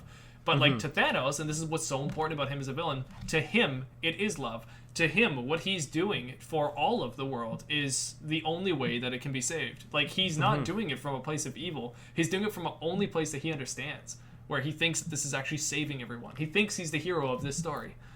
And so that makes all the difference. So he is able to sacrifice Gamora and still get the stone this way, because that is, in his eyes, the love that he has for her that he has to sacrifice. Yeah, right. It's the love that's based on, like, from his perspective. Yes. Which, yeah, that kind of goes hand in hand with, like, everything that he's doing is also based on, like, it's from his perspective, right? Like, no matter how other people are going to see his point of view, that this is how he sees it, and this is what he's working with, and this is what his motivation is coming from. Yeah. Now, I don't want to make fun of Endgame too much, but after Endgame, this scene feels different than I remember. This scene was, like, the best scene in the whole movie. It was so good. And then after Endgame, of its song and dance of, like, let's go back and do the same scene again, but, like, have a whole, like, will they, won't they kind of thing. It makes this scene just so watered down now. It's like, oh, like, we saw too much of this. It's like if there was another Lord of the Rings movie where we got to see more of Mount Doom, it would then lessen the original time we saw Mount Doom, you know? So, Yeah. I think, I get what you're feeling too. Because this scene, okay, so I think in the theater I felt more or less the same, but now it's kind of like heightened. So in the theater first time, I was definitely thrown off by the fact that Gamora was thrown off, and I was it was a really intense moment. But for me, that intensity was really drowned out by, like, the cliche, like, slow pans into Thanos' face, like, oh, look at those tears. Yeah. Okay, just a little bit. Give me a little bit more, Thanos. Yeah. You know, it's like it was those moments that was really bothering me, and they bother me a lot more now. And I think just because, like, I'm focusing so much more on, like, what are they trying to tell me about this character, and I'm still not ready to take in, like, any chance of feeling some sort of sympathy, like, oh, he's crying, oh boo, cry me a river. Like, and I'm not usually like that about other, like, supervillains. Like, I will actually get a little emotional with other supervillains who are, when they're getting emotional. Right. But for in this case, I'm just not feeling it, and I feel like, I don't know if it's because a mixture of the lines, but also the cinematography. Like, when I see, so the tears for me, it was just like, okay, like, yeah, sure, whatever. And then he throws her off, and then the camera's going back and forth from, like, her face to his face to her face to his face, and it's this whole, like, oh, this is like a, oh, and it's a fade. Oh, it's even worse. I didn't realize until now that it's, so Gamora's, like, falling, and then it does that crossover fade where you kind of see half of her face into his face. Crossfade, yeah. And then and for me, it's almost like, is this one of those, like, soap operas? It kind of feels like this in the movie. It doesn't feel like this movie anymore. It feels like it's a completely different. It's like aspect. we've reversed roles. You're sounding like me normally, and I'm sounding like you. Like, it's just so maybe a little. I'm loving this film, and you're like, no. To you, it's so cheesy. Like, I like parts of it, right? But it's just so like funny. what they're trying to make. It seems like they're trying to make me feel for Thanos, but I can't. Me feel. But it's just, it doesn't work for me with how they're doing it. Right. If they did it, like, a completely different way, like, I'm sure I could feel for him. Like, if I got more background to him, like, if I saw some sort of struggle with, like, him in the beginning when he was trying to make those decisions to save Titan, you know, like, if they showed him struggling with, in the comics, like, it's him against his dad and his brothers because he wants to conquer, and they're like, no, you can't do that, right? And so at least if I see some sort of struggle there that's leading up to this, then maybe I'd get more sense of, like, okay, I can kind of feel why he is like this now, right? But I think it's just I haven't gotten enough. I think I could, because I can see this movie, like, it could very well be a Thanos movie, but I personally need to get so much more to actually solidify saying, this is a Thanos movie. I'm getting the second half, but I'm not getting enough of the first half of him, if you know what I mean. Okay. Yeah. I like the opinion. I like the take. I'm still trying to grasp it, you know? I think I'm very Sure. biased on my opinion with Thanos in this movie, but Yeah, I understand that you have that opinion, and I don't disagree with it. It's a lot to take in right now. I'm just feeling really emotional right now. I get it. Just take a breath. Okay. Just take a breath. It's okay. I'd like to make an addendum to my script here. I actually think that most likely would be the end of Act 2 right there, is after she dies, because I feel like there's a huge tonal shift right after Where that. did I put my... So yeah. I originally then was going to continue on to the next couple spots, but I think actually I'm going to cut that and go right into Act 3 now, because I feel like it is Act 3. Okay. It feels like an act changer. I might have... I put my Act 3 later, but I might have actually put it where you're talking about now, just because of how things went, but that I just wasn't sure. Where we're about to cut to is like totally different tonally, and also carries on to the end of the film. So I think we should move into Act 3 now. My Act 3 I called Failure Ensues. Okay. So all of my act titles have just been pretty much everything they tried to do, and it's just it's me describing the film in my act titles pretty much. So yeah, okay, no, that's fair. So I call mine pregame, because it's basically this is everything that's this is like everything that's happening in this act is really just like this is everything we need to have like climactically to lead up to the next movie. Yes. So yeah, that's all. All right. I got a theme. I've got a scene here. Ooh, I got a scene here. cool. You play Thanos. different. I'll play Doctor Strange. Titan was like most planets. Too many mouths, not enough to go around. And when we faced extinction, I offered a solution. Genocide. At random. Dispassionate, fair to rich and poor alike. They called me a madman. And what I predicted came to pass. Congratulations. You're a prophet. I'm a survivor. Who wants to murder trillions? With all the 6 stones, I could simply snap my fingers, and they would all cease to exist. I call that mercy. And then what? I finally rest and watch the sunrise on a grateful universe. The hardest choices require the strongest wills. I think you'll find our wills will equal to yours. Our? Yeah. You had the line there. Yeah, apparently. Watch the I sunrise kinda on a forgot grateful that. universe. Yeah. I do like that line. I think it's good. So anyways, starting off this act, I'm actually going to start here with the Avengers, the Secret Avengers, as we know them, are heading over to Wakanda to meet up with Bucky Barnes and the Black Panther. The Black Bucky Panther. Barnes. Bucky Barnes. The White Wolf and the Black Panther. White Wolf. Yeah. I would like to see that TV show, White Wolf and Black Panther. That sounds sweet. That sounds really cool, actually. I can already see the logo. It's like a yin-yang kind of thing. Oh, man. Right? Yeah, Right? I like it. It's already there. Yeah. So they head to Wakanda. We get a really stupid scene of he's a king, you should bow, and he goes like, oh, okay. I'll bow then. Like, oh, no, we don't do that. We don't do that. No. I wonder if they're trying to make that as kind of like it's a modern thing. Like, we don't bow to each other. We're all equal. I don't kind know. of thing, right? It sounds like a stupid line. Like, I don't know who wrote it. I don't know who. It's just dumb. At any moment, somebody on set should have been like, "Can we cut this line?" Like, it's not very funny. Yeah, we don't do that. I agree. It's not needed. It's not even a moment for comedic exchanges. You know, they're like, "Hey, we're here to save the universe," and then they're all just joking about a bow. I don't know. I'm talking way too much about this bow, but I hate this moment. Yeah, I almost feel like because Don Cheadle doesn't get a lot of moments in this, so it's like they're trying to give him some comedic moments because that's where he thrives, right? Yeah. But yeah, it's dumb. Anyways, so Shuri, they go to Shuri, the super genius Shuri, and they ask her to remove the stone from Vision. So she pretty much makes fun of them for their coding experience. She's like, "What are you guys using? JavaScript? Why'd you write them in JavaScript? What are you using? Like a paper and pencil and just like stabbing it?" So she's. What did she say? Like, why didn't you just make them sequential or something? Why didn't you? Yeah, why didn't you just reprogram? Why didn't you just reprogram the synapses to work collectively? Yeah, collectively, yeah. Anyways, I love how it's just like, we didn't think of that. And then she's like, I'm sure you tried your best. Like, she's actually trying to be nice and kind. Just patronizing. Yeah, exactly, yeah. But it's, I like that moment. I like Shuri more in this rewatch. I actually think Shuri's a cool character, so I like her.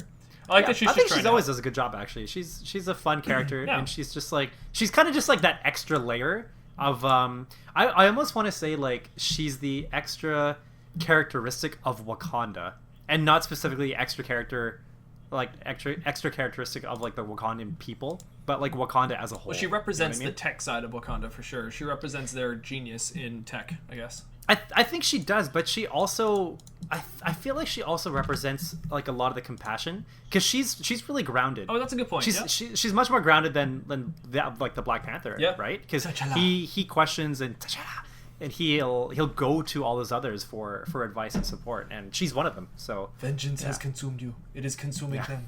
I will not let it consume me.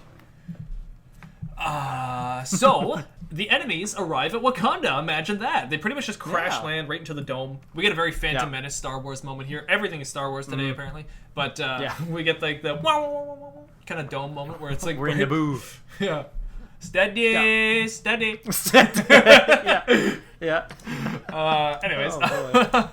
so we move on to Thor and Rocket, who are trying to get the Dying Star awoken. This is kind of an interesting moment where like Thor is just kind of spinning Rocket around in a little ship to then send him off, to then get him to use his booster, to then make Thor have enough momentum to then hit this one ring to start up the star. It's kind of a weird... The one ring to rule them all, It's like a weird little way that it works, but it works, and I like it. I think it's fun. Fun little moment, and then Thor and Rocket get to work together. Then apparently it's called the Iris. The Iris on this thing breaks, and so the Dying Star can't shoot its beam across into like the forge. But this is such a video game thing to happen right here. It's like, oh, the Iris is broken. It's like, oh, I'm gonna need 30 power cells, and I need you to go off to the junkyard and fight the giant spiders to come back and repair the Iris. And I need some power converters. Oh, I wish I remembered the line. What's the line where Uncle Owen's like trying to get Luke to like stay and work on the farm, and he's like, "But I was gonna go down to get some power first from the harvesters." I can't remember the line. I wish I remembered it. Power converter line. We're just gonna look it up because it's important. This is so much more important right now. But I was gonna go down and get power converters. I like how when I type in Luke Skywalker power converter lines, the first result is Star Wars Mark Hamill explains why Luke is so whiny. It's the way he says it does sound a little bit. That's it. Toshi Station. We were gonna go down and get power converters from Toshi Station. Oh, it's so funny. It's such a funny line. Yeah, it doesn't make any sense at all. Anyways, regardless, let's go back. So, where were we? I don't remember. Iris is breaking on the machine, so then Thor's... This is the line where he's just like, yes, that's what killing you means. Then we now get to see Black Dwarf. Is that his name? The Dark Dwarf? Black Dwarf? Yeah. And Proxima Midnight. And we notice that his arm is back, like you so poignantly pointed out earlier. And they're charging against Wakanda. Wait, is it back? Wait, I'm trying to look... I want to see what happens. They're walking. It looks like it's got a... It looks like Pac-Man is on his arm now. It's got like a... Maybe he just put like a big weapon on it. I guess they just shoved... Yeah, they shoved some sort of glove. Anyway, okay, whatever. Just the power. And he's back. The gauntlet. He's back. He's so just that's got the all. Infinity Gauntlet on his arm. Yeah. So they send off these really creepy little like alien race things off to go and fight Wakanda. These things like don't even care about killing themselves. They just like run into like the power beam and they just start dying and frying up. It's actually really fun because they're really like demonic and suicidal. I don't know why. They remind me of those things from Resident Evil. In the first Resident Evil movie, those things that like crawl in the walls and all that kind of stuff. Yeah. It's a fun villain though. I just like it because it's kind of a no nonsense kind of just villain that they're just destroying, and it reminds me of like the Lord of the Rings, the very intro to Fellowship of the Ring, where they're just kind of fighting all the orcs, and you don't really know orcs at that time, so they don't really have much of a personality, and they're just kind of killing them all. I guess they're similar just to Mans of savage. Moria, just a bunch of like massive amount of orcs they're just kind of destroying. Yeah. Just a fun little moment. So I like that. We get to see a lot of awesome moments of people picking them off one by one because the enemies are kind of barely able to get in.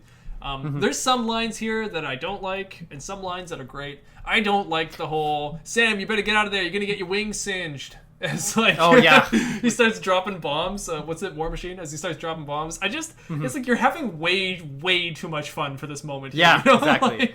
Yeah, for something that's meant to be like very serious. I mean, they gathered like all of Wakanda. They've even got the Jabari. Ooh, Bafa! Like, they're all there, right? It's obviously like a big serious thing. Like even Okoye, when they pan on her when those ships are starting to like engage, and she's like, her eyes are widening, right? They see the severity of it. So take it a little bit more seriously. You said you were opening up Wakanda, I thought you meant you were going to open a, what did she say, a Starbucks? Yeah, she McDonald's or Yeah, something. yeah, No, yeah, what was the something, first, like Disneyland? I Yeah. can't remember. Yeah. Yeah, so it's weird, yeah, to like just have a joke now suddenly from War Machine. It's almost like War Machine's like on his last hurrah and he's about to like die, just like fighting, but he doesn't. It's a very strange. Yeah. moment. I don't really like War Machine all that much in this movie, and I do like War Machine in general, so just not really his film. Anyways, so all that's happening. Oh, Yep. One thing I do really like is how just how stern Cap is. Yes. And like he's just got this face where he's just really focusing on what's in front of him. Mm-hmm. I think like there's just a lot to be said with the way that they just pan to his face and just pan around it, because they're showing all the other faces, like everybody else, and how they're reacting. Yes. Everybody's reacting, but he's not. He's just This- he's standing and just like being very mindful of what's happening right in front of him and what he's about to do. It's exactly what I meant earlier when I was saying that Tony is being the leader of the situation, even though people challenge his leadership, and for good reason, but they challenge it, and Tony still knows what to do as a leader. He listens to all of his people and then ends up creating the plan. This is exactly what Cap is doing as well. It's just that we don't get as many lines from Cap to see it, but he's the one directing all of this and creating all of this. Even though he's got Black Panther next to him, who's also leading all these people, Black Panther looks to Captain America to lead them all. And it's so important because that's his role. And he does it really well. Now, I know what you're saying. Like, yes, with the camera shots and his expressions and everything, he looks like the leader in every shot. It's really good. I like the little subtle things, like Bucky just kind of picking him off with a little gun and stuff. It's just... this is just like really fun little moments here when it's like not really, the stakes aren't all that high yet, but then quickly the enemies start trying to flank them, and as this happens, then T'Challa realizes that what they should do is open up that middle section. Actually, I think it's T'Challa and Cap that come up with this idea, don't they? I think they bounce it off each other. Yeah, because Cap says something like, "Oh, let's keep them in front of us." Yeah, we need to keep exactly. So then he's pretty much asking T'Challa, "Is there a way to keep them in front of us?" And that's when T'Challa's like, "Let's open up the sector gate here." And that's so good. They just like let them come. Let them come. For Frodo. And then they just fight like directly in the middle of the battlefield. This is pretty sweet. You get to just see everyone's powers and like it's just a fun little moment. Except for Banner. Except for Banner, yeah, that's right. Just like in this big hulking thing and he trips. I love how Cap and Black Panther just like go like they're so fast, way faster than everybody else, and then just jump right into it with so much power. Yeah. It's great. I know, I agree. They're so good. This is the kind of stuff. See, in the movies, like, we get a lot of fights with these like inconsequential kind of characters. So like with the first Avengers, it's all those, I forgot, like the Chitauri. Yeah. You know, like you can kind of barrel into them, but they're also like really big. So like you kind of have to take them on like one-on-one, right? And they're also a little bit more. They're less ravaging. Yes. Like they hold guns and they can like drive like they're humanoid. Like hover bikes. Yeah, they're humanoid. So but with this one, like there's just like these really like creepy crawly kind of things. So just like, you know what, let's just go for broke kind of thing. Like these guys are super powerful. Put them in this position where they don't have to go one-on-one, but they can just take out waves. Yeah. And like we finally get to see it, and they do it in such a fun way where they just rush right at it. Yeah. It's not like it came to them, but they met it halfway. Yeah. Right? Yeah, I liked it. It was really good. Yeah, I agree. Yeah. It's a fun little moment. It's really good scene. I like this war. I sort of like this war better than Endgame, but I also haven't seen Endgame in a long time, so I don't know. I'll say that with a grain of salt, I guess. But this is just the build-up is so different. That's what makes the fight like really interesting. It's what happened to lead up to it, right? There's a lot of uncertainty before this fight, and I think the uncertainty is mixed in Endgame because we're kind of more focused on what else is happening. Like, is everybody coming back? True. And that's half the focus. We're already split away from which is war. Again, keep referencing all these other movies, but it's again very similar to Lord of the Rings with the two towers at Helm's Deep or at Minas Tirith in Return of the King. There's just these moments where the heroes that you know and love are on the battlefield to the point where you actually kind of forget about your other heroes, and you're kind of thinking like, no, doom and gloom, they're about to lose it on the battlefield. They're not going to be able to make it. And when that starts happening here in this movie, they're being overwhelmed by the enemy forces. It does cut away to show you Thor at the, I can't remember the name of the place now, the Forge, though. Nidavellir. And he's opening up the iris and allowing the star to shoot his body. So it kind of jars away and cuts the scene, and the star is shooting through him, and it's hitting the thing, and you get Atreus all excited. Yes! Hold it! Yeah. And then I like the moment where like Thor gets like battered and his body just gets thrown around, and then Rocket's like, is he dead kind of thing?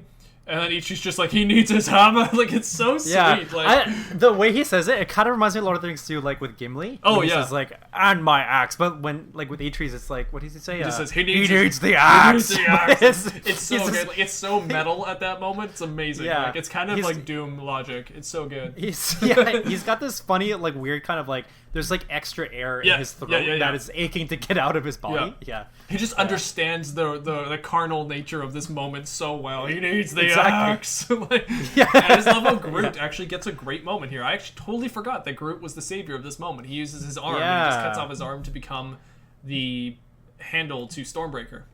Yeah, but then I wonder, like, does the handle for Stormbreaker need to be made of a certain material? Or can the handle be like anything? I have no idea. I think it's more about the metal.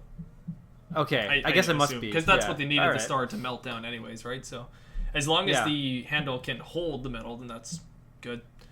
Yeah, all right. So then they cut back. So this is kind of like the Gandalf on the hill in Helm's Deep kind of thing. They cut back. Thor and Rocket and Groot are able to kind of use the Bifrost from Stormbreaker to head right back into Wakanda and immediately right into the battlefield. I love how Thor just as soon as he man. comes in just throws Stormbreaker and just starts hitting Yeah. everything. Like Everything. so oh, cool. it's so great. Yeah, and then like you said earlier, we get that awesome moment between Thor and Cap, and they kind of look at each other. Thor's just like, that's- what does actually Thor say? Does he say nice beard or like I like the hair or something? Like I see you copying my beard or Oh, something like yeah, that? Yeah, I really... Okay, so as far as entrances go, that was such a nice Yeah. entrance. And I think what really helps is it's during the day. Yes. It's well lit. Yeah. But at the same time, you know, like when he's using his lightning, it just goes all dark, right? So they have that contrast is showing up. But I just love how, yeah, when he finally appears from, or he emerges from the Bifrost, and it's a slow like circular pan, but it's also it's below eye level, so you're seeing him, Yeah. like a little, you're looking up at him, but he's also got this like really nice background behind him, Yeah. and it is like, even though he's like one small aspect of this whole screen, it makes him look so grand. yeah. Along with everything, and I love the way that he appears. It's a really well done like re-emergence of Thor. I love all the little moments after here where they just start fighting. You're watching all this cool stuff. The battle's going, and then I love how Bucky picks up Rocket and they just start shooting everybody. Yeah. Together. That's so much fun. Like that's great. That's fun. That like I would have paid so much more money if I knew I was gonna see that. Like Yeah, I- and that's the kind of comedy I think works, right? Yes. Because obviously, like it's situational comedy, Yes, but it's yeah. not like a forced delivery in lines. Yes. It's just like, you know, Bucky just trying to make It's the most of something the that situation. makes And sense. He sees a little guy with a gun Yeah. that's shooting, and he's like, "Yes." Like, yeah. I would love to have Yeah. seen Rocket like jump on his like shoulder after that, and then just charging in and just shooting more guns or something. Like, I just think it would have been so much fun. But Yeah, or I kind of wish we could have seen like, oh, he finally gets Bucky's arm off, but then Oh, he yeah. latches himself Oh, yeah. to Bucky's arm, to his shoulder, Yeah. and he's just sticking out of Bucky's shoulder Yeah. and, while still holding the gun shooting. and that is also a funny moment that Rocket just happens to have a thing about amputees, and then here is an amputee character. You know, it's really Yeah. funny. I'm gonna get that arm. Yeah. So we cut away to Titan AE after Earth. And Thanos arrives on Titan. He's greeted by Doctor Strange. We did the scene earlier. This is where Thanos talks about why he's doing with the things that he's doing. Why is Gamora? Why is Thanos? And he is talking about his plan. And at this moment, then he goes, "Our?" And we realize that all of the Avengers are... Raggy? and all of the, I guess, Avengers? Yes? Avengers, Guardians? These are like the- Avant-Guardians? The Titan Avengers. Yes. They all start fighting Thanos. This is where we get to that moment where you were talking about where they're just working really, really well as a team. We get to see really cool moments where their powers are melding well together. I like Peter when he's like, magic! He's Yeah, like right. going to the portals, like, magic! Like, hitting him with Yeah. hitting him with the webs. More magic! Yeah. And then I like Yeah. just small things like who is it? Is it Peter Quill who's jumping on Doctor Strange's like little platforms? Like Strange is Yeah, throwing at the and platforms. then he attaches the bomb Yeah. like onto the back of Thanos. And then he just gives him then the finger. as he like Jumps jumps like the juicy backwards, fruit. yeah. Is it juicy fruit? No, like the Nestea. You know, like the Nestea commercial. Oh yeah, when they you land take a in the sip, then you fall back yeah. into the ocean. Yeah, Yeah, pretty yeah. much. Yeah, it just Yeah. goes right into the portal. Oh, it's so good. those are all good. I like how Thanos fights back too. Thanos is able to eventually. There's a moment I remember reading this too when they were talking about how at Comic-Con people got to see a scene from Infinity War, and they were describing this scene, and it sounded so insane. Where it was like Tony pisses off Thanos, and he destroys a planet with the Infinity Gauntlet, and then rains the planet down on everyone, and you're like, what? Yeah. Like, it Like, just what do you sounds insane. mean? And it actually happens. I like at this moment you got things like Peter, who's using like the gravitational pull from his boots, and he's on like an asteroid, and he's shooting at Thanos. And it's a really weird shot, but he's like moving with like this asteroid and shooting at Thanos. It's just fun. Yeah.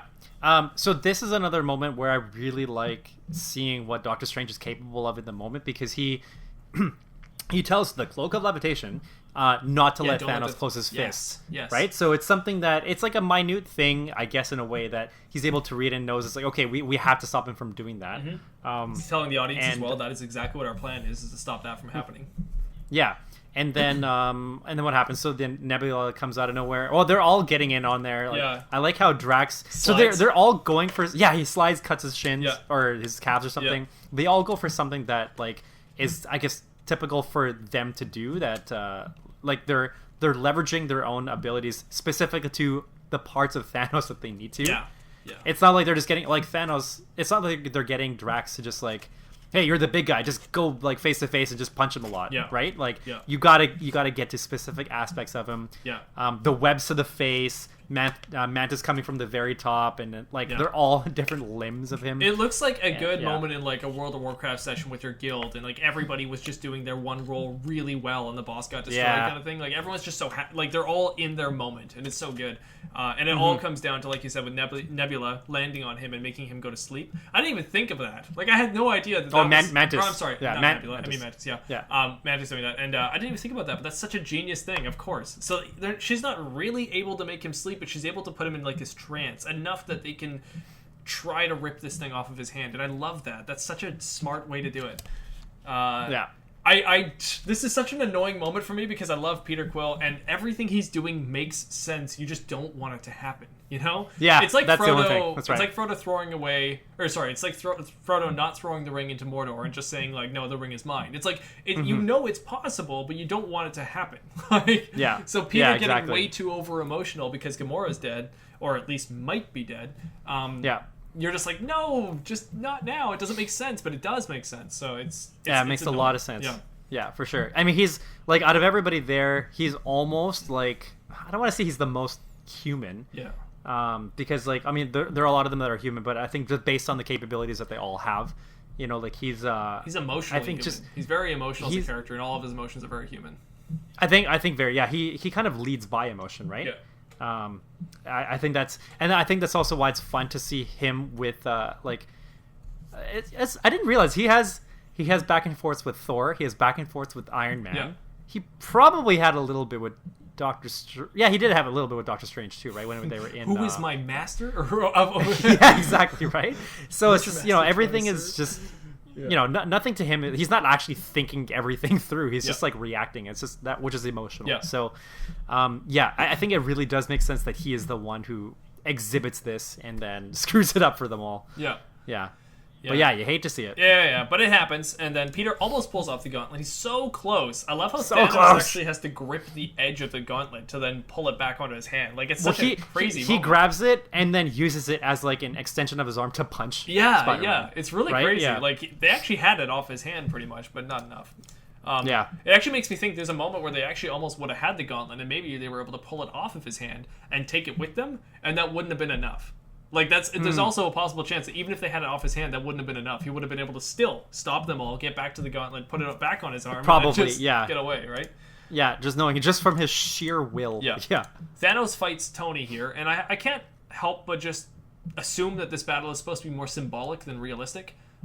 It's a lot of Tony using all of his abilities of his suit to just keep persevering, keep fighting. His suit gets destroyed. He then is able to rebuild it on the spot and fight and fight and fight to the point where he ends up causing Thanos to bleed slightly across the cheek, and it makes me think of all this those, for a drop of blood. Exactly, and it makes me think of all those moments where a god bleeds, and then they say like, I thought gods weren't supposed to bleed kind of thing. Like, it's one of those moments where it's like, Thanos shouldn't have bled there, but Tony was able to make him bleed. And I don't think it's actually because of his suit. I think it's more of the symbolism of Tony's perseverance and trying so hard to stop this one thing that he's afraid of happening from happening. And it's causing Thanos to have this small hurdle in his plans here.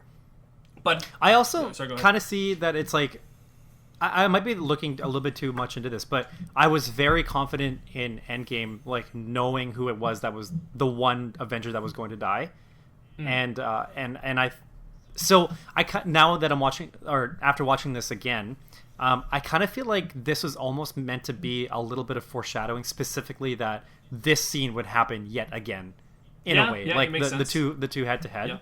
This is Rocky 1. Yeah, exactly. This is Rocky 1, and then we see Rocky 2, and he comes out on top. He's got a different suit. He's got different shorts. New personality. Different haircut. He's got a girlfriend. And then, so with this one, like he's definitely putting his all into it, and I guess, like, I don't know, I'm almost thinking the symbolism is also like him not as Iron Man is what it's gonna take to.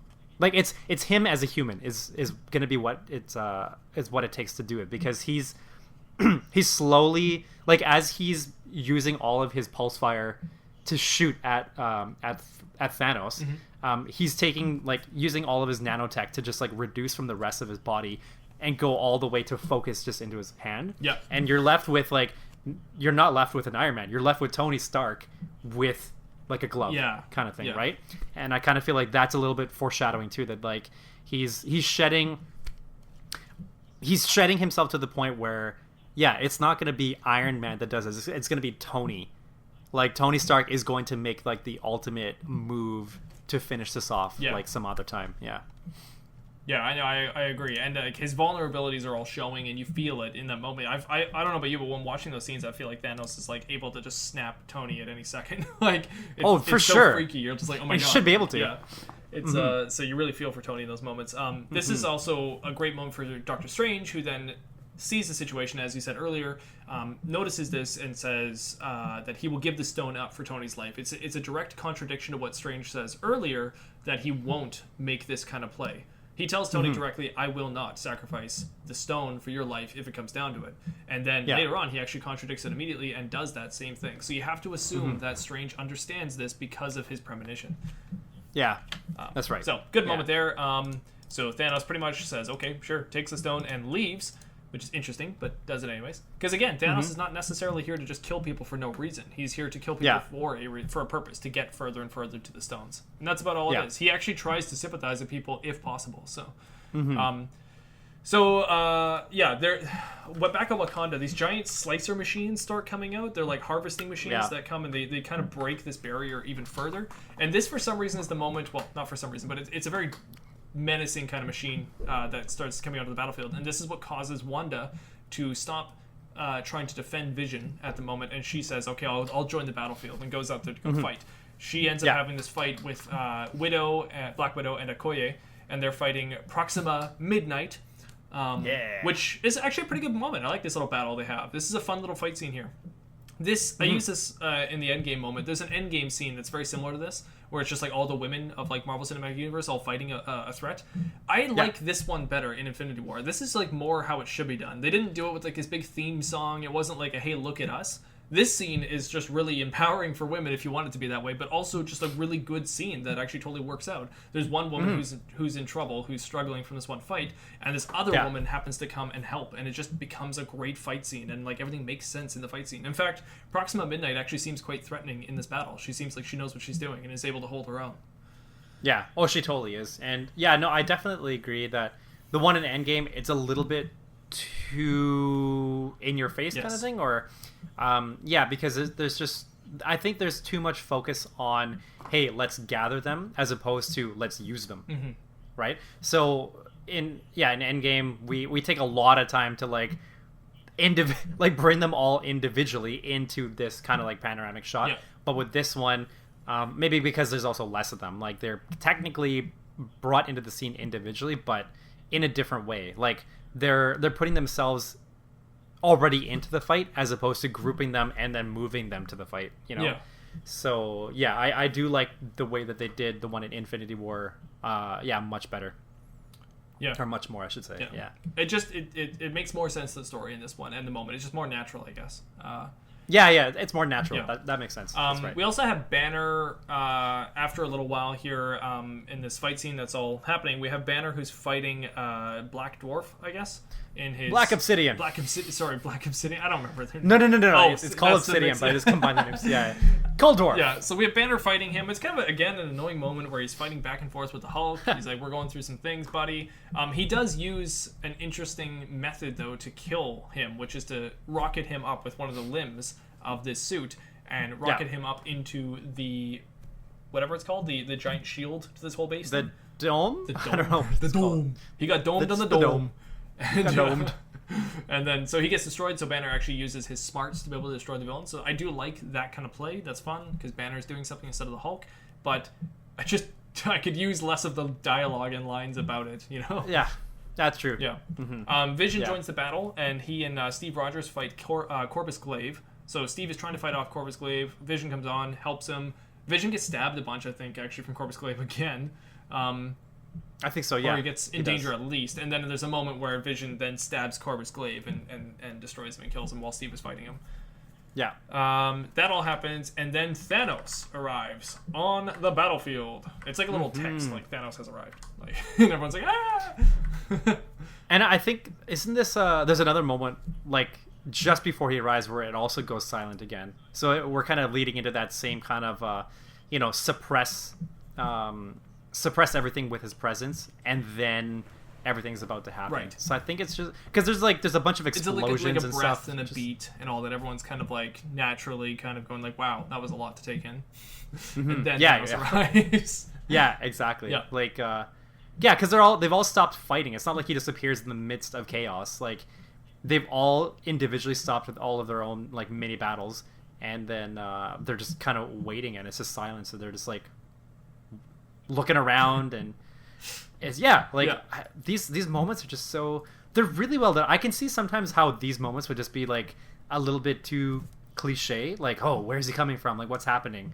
But this one, it just, the silence after all the terror just seems, or the silence after all the chaos just seems so much more terrifying. Well, it's really realistic, and I think we can kind of relate to those moments, that pure like dread before the impending doom is coming, And it's again, Lord of the Rings. One of the better moments is in Minas Tirith when Pippin is talking to Gandalf, and Gandalf says, "This is the great calm before the storm," and they're waiting for like the massive battle to come to Minas Tirith, and they're pretty much like, "You can't leave the city. You're stuck here until the battle starts." So everyone just waits, and it's it's that which gets you.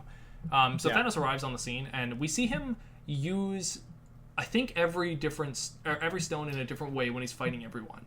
It does seem like that, yeah. So, like, he fights Hulk, he uses, I believe, the Space Stone to then make him stuck into the rock.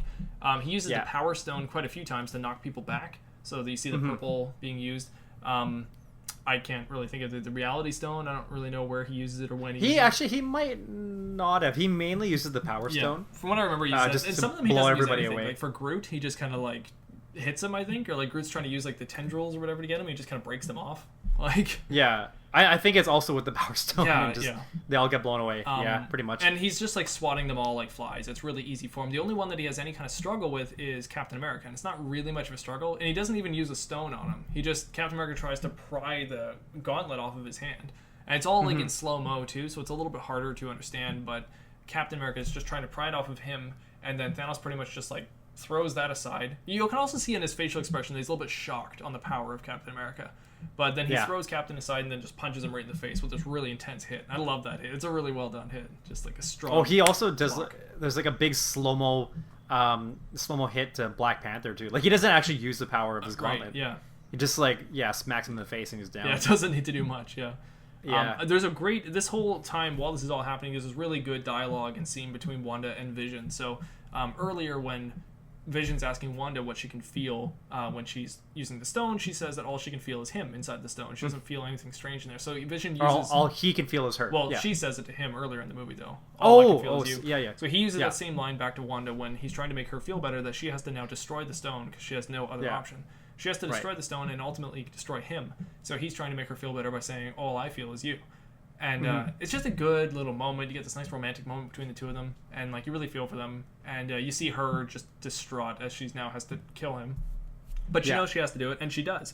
And this is, again, another good moment for Thanos. After she destroys the stone, Thanos goes up to her and tries, in his best way, to sympathize with her. He tries to show her that he understands her pain. He tries to show her that he also has lost in the same way for these stupid stones, you know? But obviously, it's not really... It's like, you know, it's just his voice is falling on deaf ears because she doesn't really care what he's saying. And immediately he uses the time stone to turn back time and then just rip the gem from Vision anyways. So, same result, but now he has the stone. So really sad for everyone. So I was gonna say, because you said that Cap is kind of one of the only ones that can withstand Thanos or like kind of put up a fight against him. I just meant in that moment. I don't know actual power levels of people in this series, but because I was gonna say then just before Wanda actually destroys the Mind Stone, she's the one that's kind of fending off Thanos at the same time. Good point. She's able to use a force field to stop him for a second. He actually has to push back against it. Now, I believe if he used a stone, it would have been a lot easier for him. But still, much easier. She does actually put up a fight or a barrier there at least that it causes him to have to push back against it. He uses the Time Stone. He grabs the Mind Stone from Vision and destroys Vision in the process. He kills Vision. And he immediately gets all stones, and just as he gets all the stones, Thor comes to save the day and throws Stormbreaker right at Thanos. Where's he been this whole time? I don't know why he waited till the last second to do any of this, but he threw it, and he hits Thanos. He does a really good shot, hits him in the chest. He flies right down and starts pushing it into Thanos' chest. Oh, yeah. This is the first time we see any kind of pain on Thanos' face. This is the first time we actually see him hurt. I guess other than when Mantis was putting him in that trance. It was a different kind of suffering. Yeah, but this is actual physical anguish and pain. And then in his pain, he can barely say the words, "You should have gone for the head." But he sort of says it, and then Thor kind of looks at him like, "What?" And then he just snaps his fingers. And that's when Thor goes, "No!" And then it just cuts away. Yeah. Then we proceed to get like the next 10 minutes of just like the saddest thing you've ever seen of like it starts off sad and it slowly but surely turns into like a meme by the end of the movie. Like everybody just starts disappearing. I remember thinking this was a little much in the theater. Like when you start to see one person go, then the next, then the next, then the next. I was like, okay, I get it. And it was really jarring for sure. Yeah. But people were getting really upset. I remember in the theater, and I was like they're not gonna be dead. Like there's obviously something. Right. You can't just wipe out this many characters. Yeah, if it was of course. Just Bucky, and then maybe like Falcon or something, then sure, But like when Black Panther just had a movie come out that was so successful that he died in the next film, like it didn't really make any sense. Yeah, for sure. Yeah. I think it's just one of those moments like you need to do it individually because you need to watch people. You need to know who leaves, and you need to know who's left, and you need to see in their eyes how much it hurts that those people are leaving. Yeah, it's like it's very necessary to have those moments. Who do you think had the best death? I kind of want to say, I sort of want to say Spider-Man. Yeah, his is pretty impactful. It's pretty emotional. It is, but at the same time, it's almost weird how long he can hold on for. I know. I was wondering if it was his powers or something. I was like, why is he able to hold on so long? Or like his suit slowly decays a bit, and then he goes. Yeah. Right? Yeah. So I feel like there's nothing that should make it prolong other than maybe like his will, to stay there. But like because everybody else is kind of just like nobody questions it. They just look and they're like, oh crap. Right, and they just oh, I'm dying. Yeah. But he's just like his will is fighting it. I don't feel so good, Mr. Stark. Yeah, I don't want to go. I don't want to go. Oh man, it's so. But he's a young kid. Like you gotta feel for him. He's like 16 or something. Like, and he's dying. Yeah, that's true. My favorite one by far, I don't know why, is Peter. But when Peter Quill is looking at the other two. Oh, Quill. Yeah, when he's looking at the other two and he's like, oh man, and then he like looks at Tony and then Tony's like, steady Quill. And like when he says that, it's such a crazy like. I don't know why, but I can relate to that so much. Like, Stark doesn't know what to say, but he just looks at him and says, steady. Like, it's like, what else do you say in that moment? Like he's almost trying to say, like, don't worry. Like just calm down and just, like, relax because you're about to go as well. And then at that moment, he goes, oh, man. And then just kind of, like, leaves. I don't know what it is, but that one gets me the most. It's crazy. I actually feel like both of them, like, really, really make sense in terms of, like, what they say. Like, because, like... you knowing that you are about to be gone. Yeah. Like, what else can you say? I know.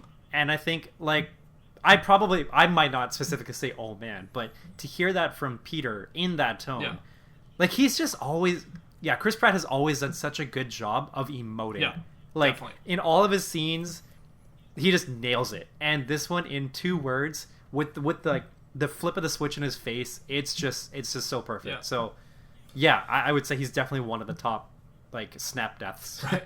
So we end up losing a lot of people here. I don't know if this is all, but we lost Bucky, T'Challa, Groot, Maximoff, and Falcon. And then on Titan, we lose Mantis, Drax, Quill, Strange, and Peter. So we only have left on Titan Tony and Nebula. And the rest is kind of like the original Avengers on Wakanda there. And then also like Okoye and a few others. So then we have the last scene, which is Thanos sitting on a hill and smiling in content.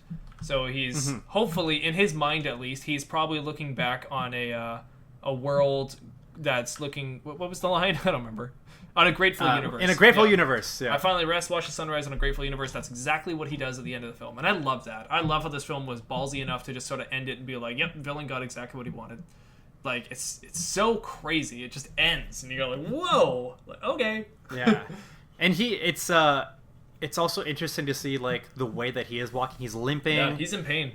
His arm is just all fried, and he's... He doesn't use the glove. He doesn't have the glove to use it anymore. He just is there living a regular, peaceful, simple life.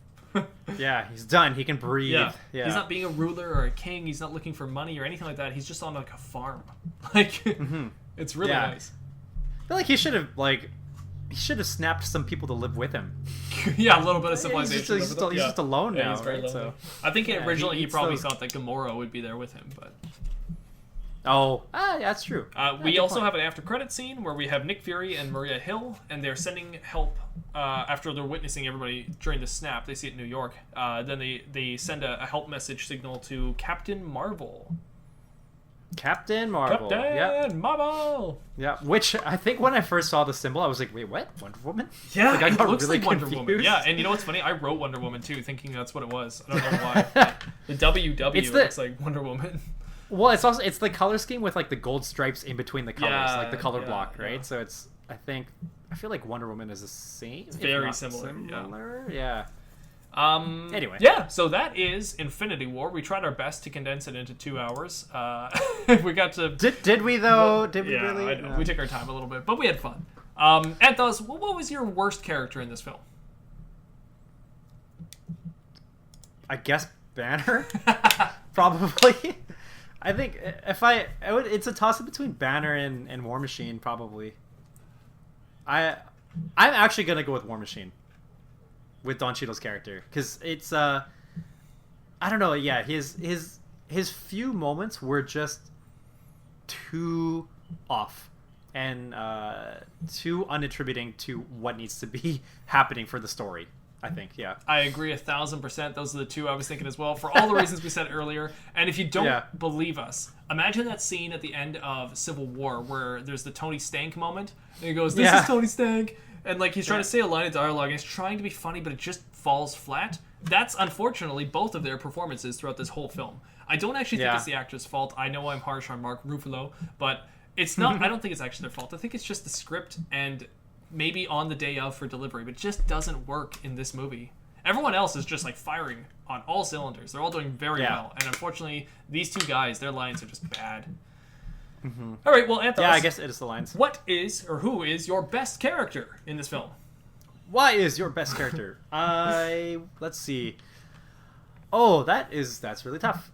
I might have to say. Oh, do I want? No, I don't want to say Star-Lord. I'm gonna go with.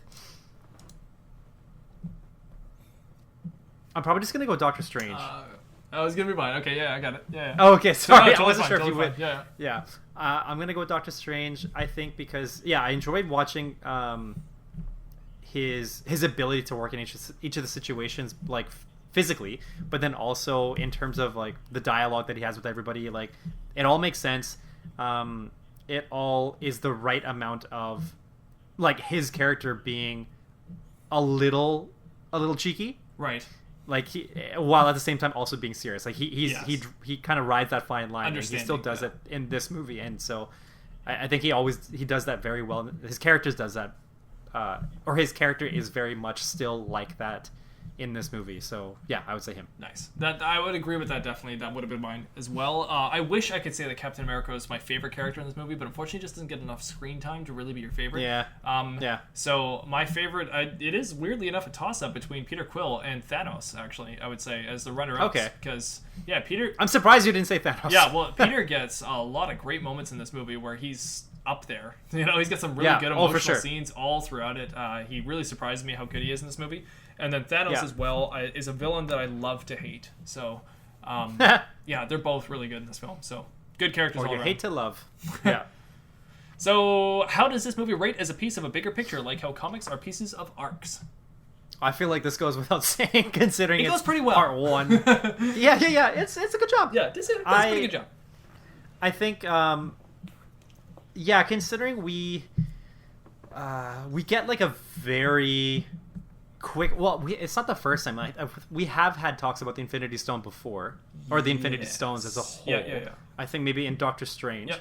And Guardians, definitely. probably in Guardians, yeah. So, and in this one, like Wong does that whole. He does like the whole like Infinity Stones for Dummies kind of spiel. Yeah. And so. You know, other than that, there are a lot of moments where, yeah, like, I mean, we have all of these characters. Obviously, they have to come from somewhere else, and we know that they are. Yeah. And a lot of things have been leading up to this, but there's still so much more to happen after. So, yeah, how can you not say that this is very comic This is like book-like? the example of that. Yeah, pretty much. Yeah, exactly. Yeah. All right. Well, that was our review or thoughts. I guess Was it a It's not review? really I a don't know review. if It's I- more of our thoughts, our breakdown of Infinity War, Avengers. I can't believe that's already Yeah. happened, but it has. Oh, yeah. We did it. And now we move on I to the next best film, which is Ant-Man and the Wasp. Oh, wait, is it that one? I think so. Oh, shoot, I thought it was Captain Marvel. Oops. Oh, I could be. Oh, so wait. I'm pretty sure it's Ant-Man and the Wasp. I'm pretty. Oh, sure. yeah, you're right. And then... Then Captain wait. Marvel. Then Endgame. Oh, so we have a couple more. Yeah. Okay. Unfortunately. Gotcha. Yep. Oh, I forgot. I know, it's gonna be a while When before I we told you I return. was really excited, I forgot about Ant-Man and the Yeah, Wasp. I know. It's Okay. easily forgettable, but we are doing it Okay. anyways. And All trust right. me, my fiance is very mad about it. She said she won't even like. She's the only one who cuts my hair. She said she won't cut my hair until we watch Endgame. So she's like trying to bribe What? me. So she's pretty much like, we're watching Endgame as soon as possible because she wants to watch it good right away. luck. She doesn't want to watch Ant-Man and the Wasp or Captain Marvel at all. So I mean, you could just watch... You could have your... no, Okay. no, I'm not All right. watching it. No I solutions. don't really remember Endgame. I saw it once in the theaters, and I'm gonna wait until we watch it again. So. Okay. All right. Well, thank you so much for listening to this podcast, the listener. Be sure to catch us Thanks, in our everybody. next episode where we talk about Ant-Man and the Wasp. And with that, I leave Yeah. you with Anth0z and me saying Welcome to the scum. bye. Buzz. Oh, bye. that B word. Buzz, buzz, buzz. It was buzz, buzz, buzz. 50-50 chance. Take a shot. Bye, bye, bye, bye, bye. Buzz, bye. Buzz, buzz, buzz, buzz, buzz. Buzz, buzz, buzz, buzz.